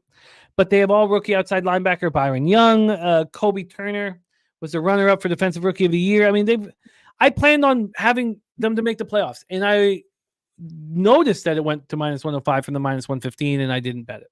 Lions 2023 defense, 19th overall, 27th versus pass, 2nd versus the run, bringing DJ Reader to already tough run defense. Lions 2023 offense, 3rd overall, 2nd passing, 5th rushing. So Jahmyr Gibbs, Sammy Laporta, they've been banged up. They're good to go right now. Terrion Arnold, DJ Reader, these guys were banged up. They're good to go. The Lions come in healthy as can be. It's just Melifonwu. He's the only one of the 53-man roster who's not expected to be ready week 1. And he's only in the sub packages as well. He's, sort of a backup. Of course, Branch and Joseph being the primary safeties. And Aaron Glenn knows what he's doing with this man coverage defense. Look, year 4 for Dan Campbell. Ben Johnson, of course, turning down head coaching jobs. Their first division title in 30 years. I looked at them at 550, to win the NFC, and I couldn't get there. I've heard people saying, 2 years ago they lost all the close games. Last year they won all the close games. I went over every single game last year. Sure, they won some of those close games, but it wasn't like they were winning all these tight games, and every game it wasn't like the Vikings of 2 years ago. So, but there was enough for me to think that maybe expectations are a little too high. Goff receives the $212 million extension with $170 million guaranteed. The offensive line returns 4 or 5 starters, all pros in Ragnow and Sewell. Kevin Zeitler comes in after a great season in Baltimore to replace Jonah Jackson, who's gone. Taylor Decker at left tackle. Graham Glasgow resigned. You have David Montgomery and Jahmyr Gibbs. I mean, they were monsters last year. Laporta was spectacular. Amon-Ra St. Brown gets the giant bonus. Yeah, they lose Josh Reynolds, but we know Jameson Williams is ready for a bigger role. Khalif Raymond and Donovan Peoples-Jones return. And Aaron Glenn's defense was very strong last year. And DJ Reader comes in. They already have Aiden Hutchinson. They signed Marcus Davenport. Anzalone is such a, that battery the engine never stops with him. So the problem was their secondary. They trade for Carlton Davis, sign Amik Robertson, draft Terry and Arnold. So take it away, Troy. Our Sunday nighter, Rams Lions. Is this total at 51 too high? This 3.5 is not moving. Floor is yours, my friend. Total of 48 or higher in week 1 of the NFL season is 6-2 to the under. I have a ton of under trends in this game. Totals of 48 or bigger in primetime games, 17-5 to the under. That's 78%. If you want to look at the price, if you want to remove week 1 or primetime games, it doesn't matter. All things point to the under. The Lions offense, there's not much turnover. It's hard not to be bullish on this Lions team from my perspective. Arguably, I think the best line in the NFL. No holes on that offensive line. High-end talent at the receiver position, the tight end position, and the running back position. And Jared Goff, who knows how to execute a game plan. I love the scheme. I think it's perfect for this personnel. And if this Rams defense is going to struggle to defend the run, they're going to be in for a long day. They also struggled last year to defend the middle of the field. So play action should be open, and that's where Goff likes to attack, is the middle of the field. And the best part about this Lions team is their defense, which I think is poised to make a massive step forward. DJ Reader, signed Carlton Davis to boost, provide a veteran presence in that young secondary. They also, Terry and Arnold, I think did they draft him in the first round? Probably. The guy's a first round draft pick. He's one of the best DBs, that I've seen come out of college in the past few years, in my opinion. The Lions struggled mightily to cover last year, but with Melifonwu, Branch, Arnold, Carlton Davis, I mean, there's some Pro Bowl caliber talents on this defensive, in this defensive secondary. I think this defense is going to take a step forward. On the Rams side of things, you got McVay, and as long as you got McVay and Stafford, that tandem there is going to be, you're going to have high expectations. Stafford easily top 5 quarterback in the league. The offensive line improved year over year. They're elite at the skill position, probably 2 Hall of Fame wide receivers with Puka and Kupp. Kyron, I think he's more of a product of the offense rather than a great running back. But this Rams offense, undoubtedly, is going to be difficult to contain. And I think they, obviously the attack from sideline to sideline, Stafford's ability to push the ball downfield outside of the hash is impressive. And they're going to be good. The defense, it's going to be hard to quantify how good this defense is going to be or how bad they're going to be because they lost one of the most impactful players to the spread, and that's why I'm surprised we're looking at a 3.5. I thought we'd see a bigger number here. Aaron Donald, he required the attention of at least 2 offensive linemen or 2, at least 2 pieces of the offense every single down.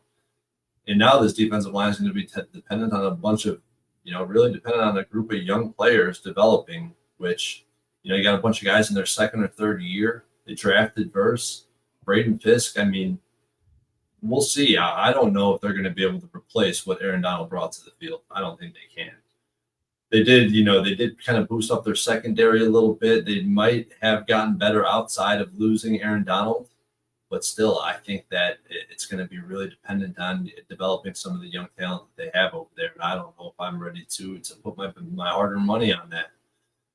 I mean, I think the Lions, I currently have them power ranked in my top 3. Now I don't want to release my power rankings or talk about them much without actually seeing, because right now they're heavily rooted in PFF.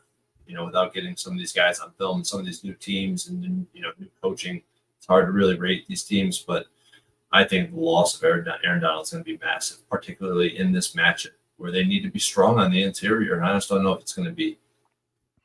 Ultimately, this is an under or pass, but I'm not going to be involved on the side. Have you moved on the under already? I have not moved on the under already. Why? I think is my concern with, but at the same time, I mean, if they're allowing the Lions to run the football down their throats, we should see this clock continue to tick. The 51 total, high totals go over, low totals go under. I know that's an old thing, and it might be untrue based on what I'm seeing in the database. So I might move on. I certainly find the under appealing. The under 51 minus 113 right now at Pinnacle. Some books have moved it to 50.5. Bovada being one of them. They moved it from 52.5 down to 50.5. Bet online at 51 minus 112.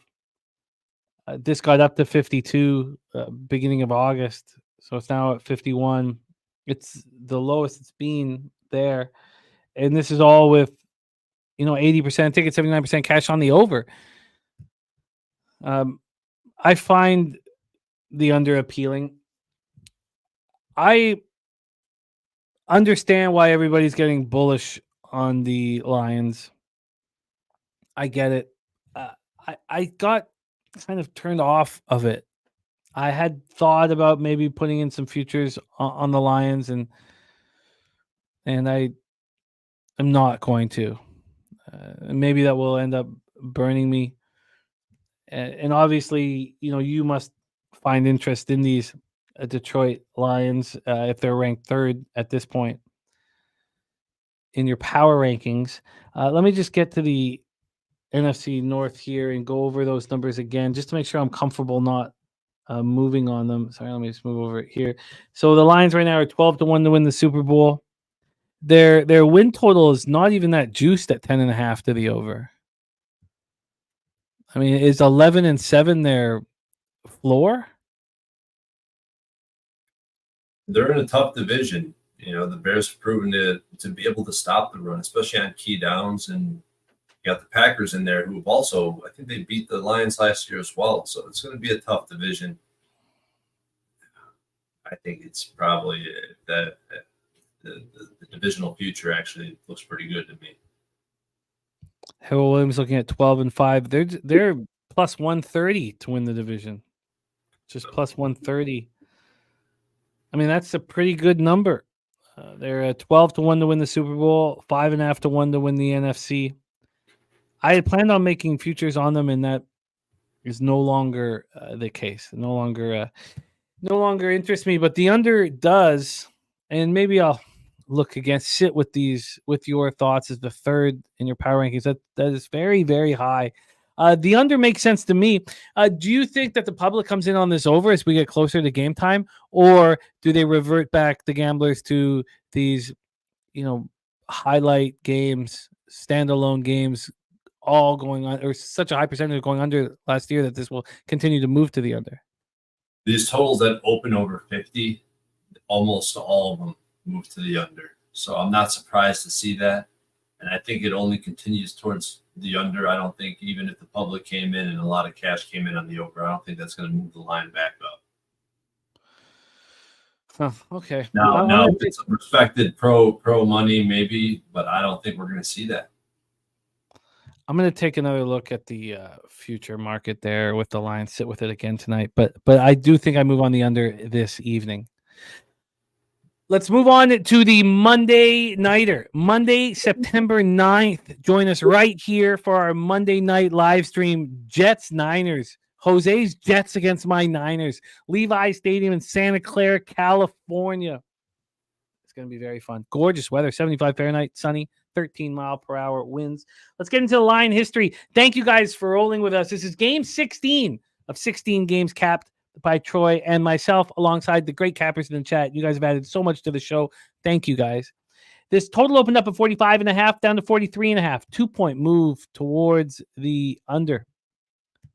From a spread perspective, we're sitting here with the Niners as 4-point favorites. They opened up as 5-point favorites.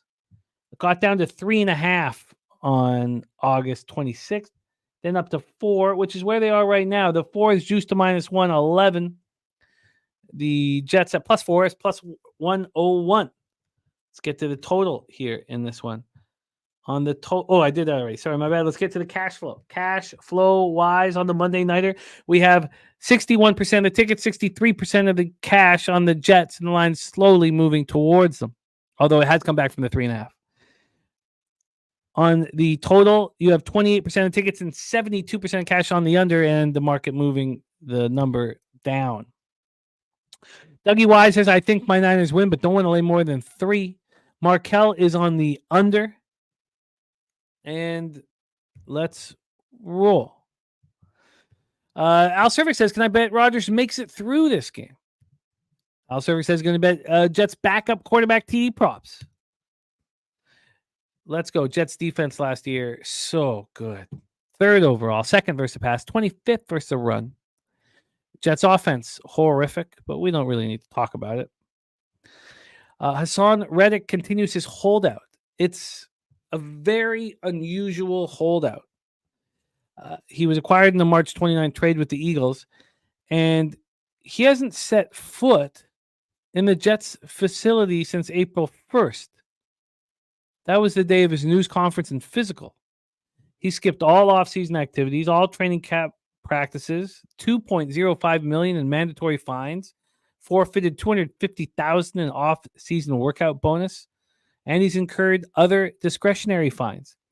Joe Douglas is on record saying that he will not negotiate with Reddick's agent until Reddick reports to the team. So it's a very tricky situation. Reddick's not reported. 40-year-old Aaron Rodgers coming off a torn Achilles tendon, hoping that this offensive line with 33-year-old Tyron Smith and Morgan Moses can protect him over a 17-game season. Now, Elijah Vera Tucker is there, but can he stay healthy? What are the chances of all 3 being healthy? The Jets haven't had a playoff game since 2010. This is now they bring in Fashanu, 11th overall draft pick, to help protect them. John Simpson comes in from the Baltimore Ravens. There's what we know. Garrett Wilson is elite. They bring in Mike Williams. Can he stay healthy? Xavier Gibson, a WR3. Malachi Corley comes in from Western Kentucky, 3rd round pick. And Breece Hall with Aaron Rodgers back there should have plenty of opportunities to run against pass defenses. Braylon Allen, 4th round pick out of Wisconsin, backing him up. And as Troy will tell you, PFF had this Jets as the best defense in the league last year. The plan was to have Reddick and Quinnen Williams, Javon Kinlaw, Jermaine Johnson as the front 4. That's not going to happen. Michael Clemens is probably going to replace Reddick. We will see. But Quinnen Williams is a monster. And, Will McDonald, last year's 15th overall pick, can have a bigger role with Reddick out. How long he's going to be out, we will see. We know Sauce Gardner alongside DJ Reed, very, very good. Let's talk about the 49ers. 8th overall defense last year, 14th versus the pass, 3rd versus the rush. Their offense, 2nd overall, 4th passing, 3rd rushing. And today, Tuesday, September 3rd, they finalized a new deal with Trent Williams. A huge relief for Niners fans. This was ranked as the best pass blocking tackle, Williams, in 2023. He had a 95.8 pass block win rate. Niners averaged 6.05 yards per carry when rushing behind Williams to the left side last season. They averaged 4.45 yards per attempt on all other rushing attempts. Last year, Williams missed 2 games. He played through injury in another and played only 12 snaps in Week 18 against the Rams. The 49ers were 0-4 in those games. So they were 12-1 in all others. And they've got issues. Aaron Banks with a broken pinky, Spencer Burford with the broken hand, and John Feliciano with knee surgery. Feliciano will miss regular season games. The others aren't expected to. So that signing of Trent Williams comes a week after they signed Brandon Ayuk to a 4-year, $120 million deal, which includes $76 million guaranteed. And, of course, that became much more important after Ricky Pearsall got shot in the chest in a robbery attempt. The bullet went clean right through and didn't hit any organs. And, if he could, he would play on Monday. They're not going to let him, it looks like, but he wants to. He's on the non-football injury list. Brock, first Pro Bowl quarterback since 2002, 14th higher passer rating in league history. Still, talked about as a game manager with the greatest weapons in the league. McCaffrey, Kittle, Ayuk and Debo all gained at least 1,000 yards from scrimmage. McCaffrey won the Offensive Player of the Year. Elijah Mitchell just had surgery on his hamstring, and he's on the IR. The whole idea was to not push McCaffrey as hard as he was pushed last year, but now there's no Elijah Mitchell to back him up. This defense promoted Nick Sorensen to replace Wilkes. They hired Brandon Staley to assist Sorensen. And this is a nasty group. Nick Bosa, Fred Warner, Charvarius Ward. Now, Ambry Thomas on the IR with a forearm injury. Hufanga was just activated from the PUP list. He's expected to be ready to go on Monday. They released Eric Armstead. They traded a 7th-round pick for Malik Collins, had Malik Collins restructure his contract. And they brought in Leonard Floyd, but he's dealing with a knee injury suffered in the last preseason game against the Raiders. They signed Devondre Campbell. Dre Greenlaw will not be ready for week 1. He's on the PUP list. Of course, he tore his Achilles in the Super Bowl. Take it away for us here, Troy, the Monday Nighter, Jets-Niners. Well, the Jets offense, I mean, I think they really do have the ability to go from worst to first, even with old man Rodgers under center. He's an old man, but a healthy Rodgers is a massive improvement from whatever they ran out there last year. And now that they got a top 5 offensive line for PFF, they're bottom 5 in 2023. That's a huge upgrade. We should see a much better Jets offense, especially with how elite their skill players are. I think Breece Hall, Garrett Wilson, and if Mike Williams could stay healthy, this is a very talented group. You know, Rodgers doesn't have to be the 2013 version with this talent and how good this defense is. And the defense ranks number 1 at all 3 levels. Number 1 at the defensive line, at linebacker, and in the secondary. And you just look at some of the names. I mean, these guys are savages. They're going to be good in all phases of the game, in the run game, in coverage. Sauce Gardner, DJ Reed on the corners. Clearly a unit that's going to contend for the best defense in the NFL. The same can be said about this 49ers team. I mean, the defensive line, obviously, we know that they're one of the best in the NFL. Bosa, Hargrave, and Floyd. I mean, we know Floyd's a little bit beat up right now. 2 of the best linebackers in the NFL with Warner, Greenlaw. I mean, no household names in the secondary, rarely, but, you know, they're good by committee. Probably more of a product of their great defensive line and linebacker group. And the offense, I mean, this offense is always going to have a lead upside with Shanahan, Ayuk, Samuel, all these talented players. Brock Purdy's the ultimate game manager at this point, consistently executes what's asked of him, which in my opinion, I mean, makes him one of the best QBs in the league. This is a really tough game to bet on, but I am very, very bullish on this Jets team, especially in week 1, especially in this market environment. I already talked about one of the metrics. I'm going to go back to it real quick. Home favorites between -3.5 and -7 in week 1 are 3-11 ATS, 5-9 straight up. And that's only the beginning of it, because I could read off like a full page worth of notes on this market and how it favors the Jets. So I moved on it. I'm not going to worry about the total. I know I'd be leaning towards the under, especially early in the season, especially this market's ticking towards the under. But I bet Jets +4, bet them +4.5, and I bet the money line. And all of those are available right now, Jim. I haven't tweeted this out. This is probably one of my favorite plays in week 1. If it weren't for Robert Saleh at the helm, I would probably have loaded up on Jets futures. I love the fact we're getting Aaron Rodgers with this offensive line, all this talent around him, and all this doubt surrounding him. He's always been the type to respond. I talked about this a little bit last week. Maybe he doesn't stay healthy all season, but we only need it for 1 game in week 1. And I think the 49ers are going to struggle to put up offense versus this Jets defense that I think is ready to, this Jets team in general that's ready to take the next step. Yeah, I'm on the Jets heavy. I like the look a lot. It makes perfect sense. And Birdie's saying this is a horrible spot for the Niners with all the offseason drama. I mean, what a mess it's been the last few weeks. An absolute mess. I think this makes sense. I really do. It's slightly public right now. I think that should change as we get closer to game time. I think a 4 is perfect.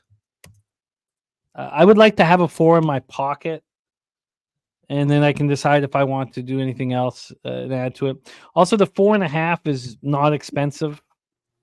So, I don't see why I wouldn't go. You know what? I'm betting this tonight. I'm with you. I'm sold. It's just I'm a 49er fan, and this is just those last 2 weeks has felt like 5 months, let alone, I mean, we talked about it in the future show. I mean, the weight of what's gone on the last few years for the 49ers. I mean, I was so afraid of the Super Bowl last year. I didn't want it to play.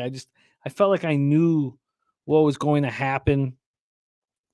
To go over it again, they're the 7th team to lose the Super Bowl after having a double-digit lead.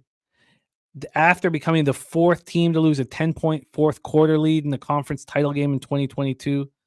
Those that run with me know I had a 33-1 conference and a 66-1 Super Bowl ticket. Now, I mean, I hedged a little bit because I just knew it's just heartbreak or nothing. In February 2020, in that 31-20 loss to Kansas City, they were the 3rd team in league history to squander a double-digit fourth quarter lead in the Super Bowl. I mean, I go back to those moments. I can go back to them immediately. There's just a heaviness around this football team. Imagine how lucky they are that. I mean, how close do you think it came? I mean, but what by centimeters to losing their first round draft pick in a fucking robbery on fucking Geary Street. Like it's too much, man. And I don't know how they can fight off the weight of what's going on here. I don't see how they can. I think that the Jets is a must bet right now. Swiss Horton says it was all Taylor Swift's fault. Okay. Well, that makes me feel a little better about it. But yes, Swiss, I'm betting against the 49ers. I'm going to bet it as soon as I can. And I'm going to bet it tonight. So I like that look, and we'll decide how we want to live bet it as it goes on. Thank you to all of the cappers who've been running with us now for 3.5 hours. Troy, I put you through the ringer in the first week of the year every year, and you handle it so well with such aplomb. I very, very thankful to work with you. Your last season was absolutely spectacular. 221 wins, 205 losses, 51.9% with an average line of plus 131, plus 38.97 units, an ROI plus 9.15%. We were all very fortunate to watch you work and have the opportunity to do that again this year. I don't take lightly as a co-host. I had a bad year last year, and I was coming off the best year that I'd had before. And, I'm really a champion to fix this. Got off to a nice start in preseason. Let's review all action here on today's show, and then thank all of you in the chat that have supported us last year and again through the first show of the second show of the year, but of week 1. So we start with a Thursday nighter. I'm on KC Baltimore under 46. Troy's on the under 47 that he tweeted out 2 weeks ago, and the Ravens plus 3. I'm only going to take bet the under and go into the Thursday nighter, which we have our live stream here. Troy's on the Eagles -2, -2.5, and the money line. That's, that 20-cent move today. I want to sit with that for a little longer. Of course, that game's in Brazil. The under in Steelers Falcons. I'm going to bet that tonight. Then Troy's on the Cardinals +6 and the money line +225. That's what he bet. If he gave it out from what was available here, because he hasn't tweeted out, he could have got a better line. But honorable dude, man. Then we have I'm interested in the over in the Titans-Bears game, but it'll just be the Titans that I move on. Move on the Titans. Then the Troy's on the Bengals with a teaser -2.5 and the Colts at a +8.5.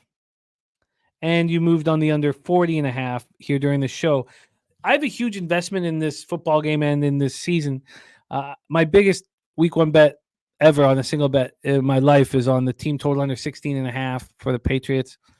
I'm also on the under 40.5. My futures are Patriots under 4.5 wins and Patriots worst record. That's +100, +320, respectively. Now, I should have moved on the under 4.5 wins when it was +120 a week ago and gave it out on the show, but it just took me a little while to press the button. And that's my fault, and I'll have to deal with those consequences. Troy's on the Colts +2.5. I'm either going to be on that or make the playoffs. I'm not betting that tonight. I'm going to sit with that. Make the playoffs +140. I have interest in the over in Jags Dolphins, but public overs don't appeal to me, and I'm not going to get to the window on that one. Troy's on the Panthers plus 4.5 and the money line plus 190. I'm going to bet the Panthers tonight. Nothing like a bum fight. I'm on the Vikings under 6.5 at plus 130. 6.5 wins plus 130. That's at 365. It was plus 104 at Penny. I'm going to bet the under tonight. Minnesota, New York Giants. Ron Crawford spreadsheet play of the day for week 1 is the Raiders plus 3.5. We are off of that spot. Broncos, Seahawks. We are off of that spot.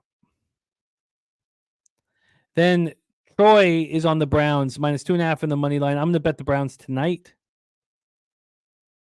I'm on the Buccaneers over 7.5 wins. That's a max bet. I have to call in if I want to bet over that number. That's as high as I can go with just an email. I bet it. It's juicy minus 145. I'm going to move on the under in Rams Lions tonight. I want it in my pocket. And then I'm going to join Troy on the Jets. He's on them plus 4, plus 4.5 in the money line. I'm going to be on the Jets. I'm going to bet that tonight. I think I'm going to go for the 4.5. And then we get to live bet that as we go. Troy, before we give a thank you to our cappers in the chat, and I call them out for being so supportive and having our back, and the big dono from Higgsy means so much, and then, a bunch of donos from Cheshire and just a lot of cappers supporting the squad here. It means so much to us. Any last words, my friend? And sorry that I put you through these 3.5-hour marathons. You handle it with such aplomb, and you fight the good fight. Thank you for that. Thank you for all that you do. Any last words for the cappers supporting the show, my friend? I love it. I love doing this. I love week 1. I love NFL action. And this is where I'm supposed to be at this very moment in time. And we're about to run it up this season. I firmly believe that. All the cappers in the chat, man. You guys are truly awesome. I was, I bet, I am a low bagger, bro. I grew up on this channel with, coming from the chat. You guys are awesome. I mean, it's just the best community out there, man. And I just appreciate the opportunity. Don't forget to bet the dogs on the money line. Yeah. Gonna be a lot of action on Sunday, dude. Al Cervic, Cheshire Cat, oi, a boy outside. Thank you. Dougie Wise. Look, he's a Niners guy just like myself. But, cash rules everything around us. Cream get the money. We bet the Jets against our team because we want to get paid in full. Football bets, Birdie, Harold Williams, Juan Ruiz. Thank you, guys. Clark Edge, Jared TG. Thank you, guys. D. Jenkins, Nordy, Ron Crawford, Ramon Scott, 49ers 1-9 to the under last 10 openers. Jets 1-4 to the under last 5 openers. It's just such a low total right now. I'm going to look to bet it live, Ramon, when we're doing our, show. So, but I think I've missed it. I think I missed a chance. Nice to see Swiss Horton back in business, man. He's out in New York City these days. G Martinez, thank you. Thank you guys so much. All of you. Truly. Nut Flush Allen, thank you for being here with Kristen. Ziggy Balls back in business. Thank you guys all so much. And to our producer, Jose Bouquet, who has so much work to do now, cutting up these videos and making them look good. All he does is make us look good here at Pub. And we got the show tomorrow morning early. So thank you so much, Jose. To all of you, stakes are high, and we must deliver. Follow in the footsteps of our man, Troy Torrence, what he did last year. Let's get that cash. Let's make this money, and let's make this a football season to remember. Thank you to all of you for supporting us here at Bankroll Blitz. Now let's go out there and get the money.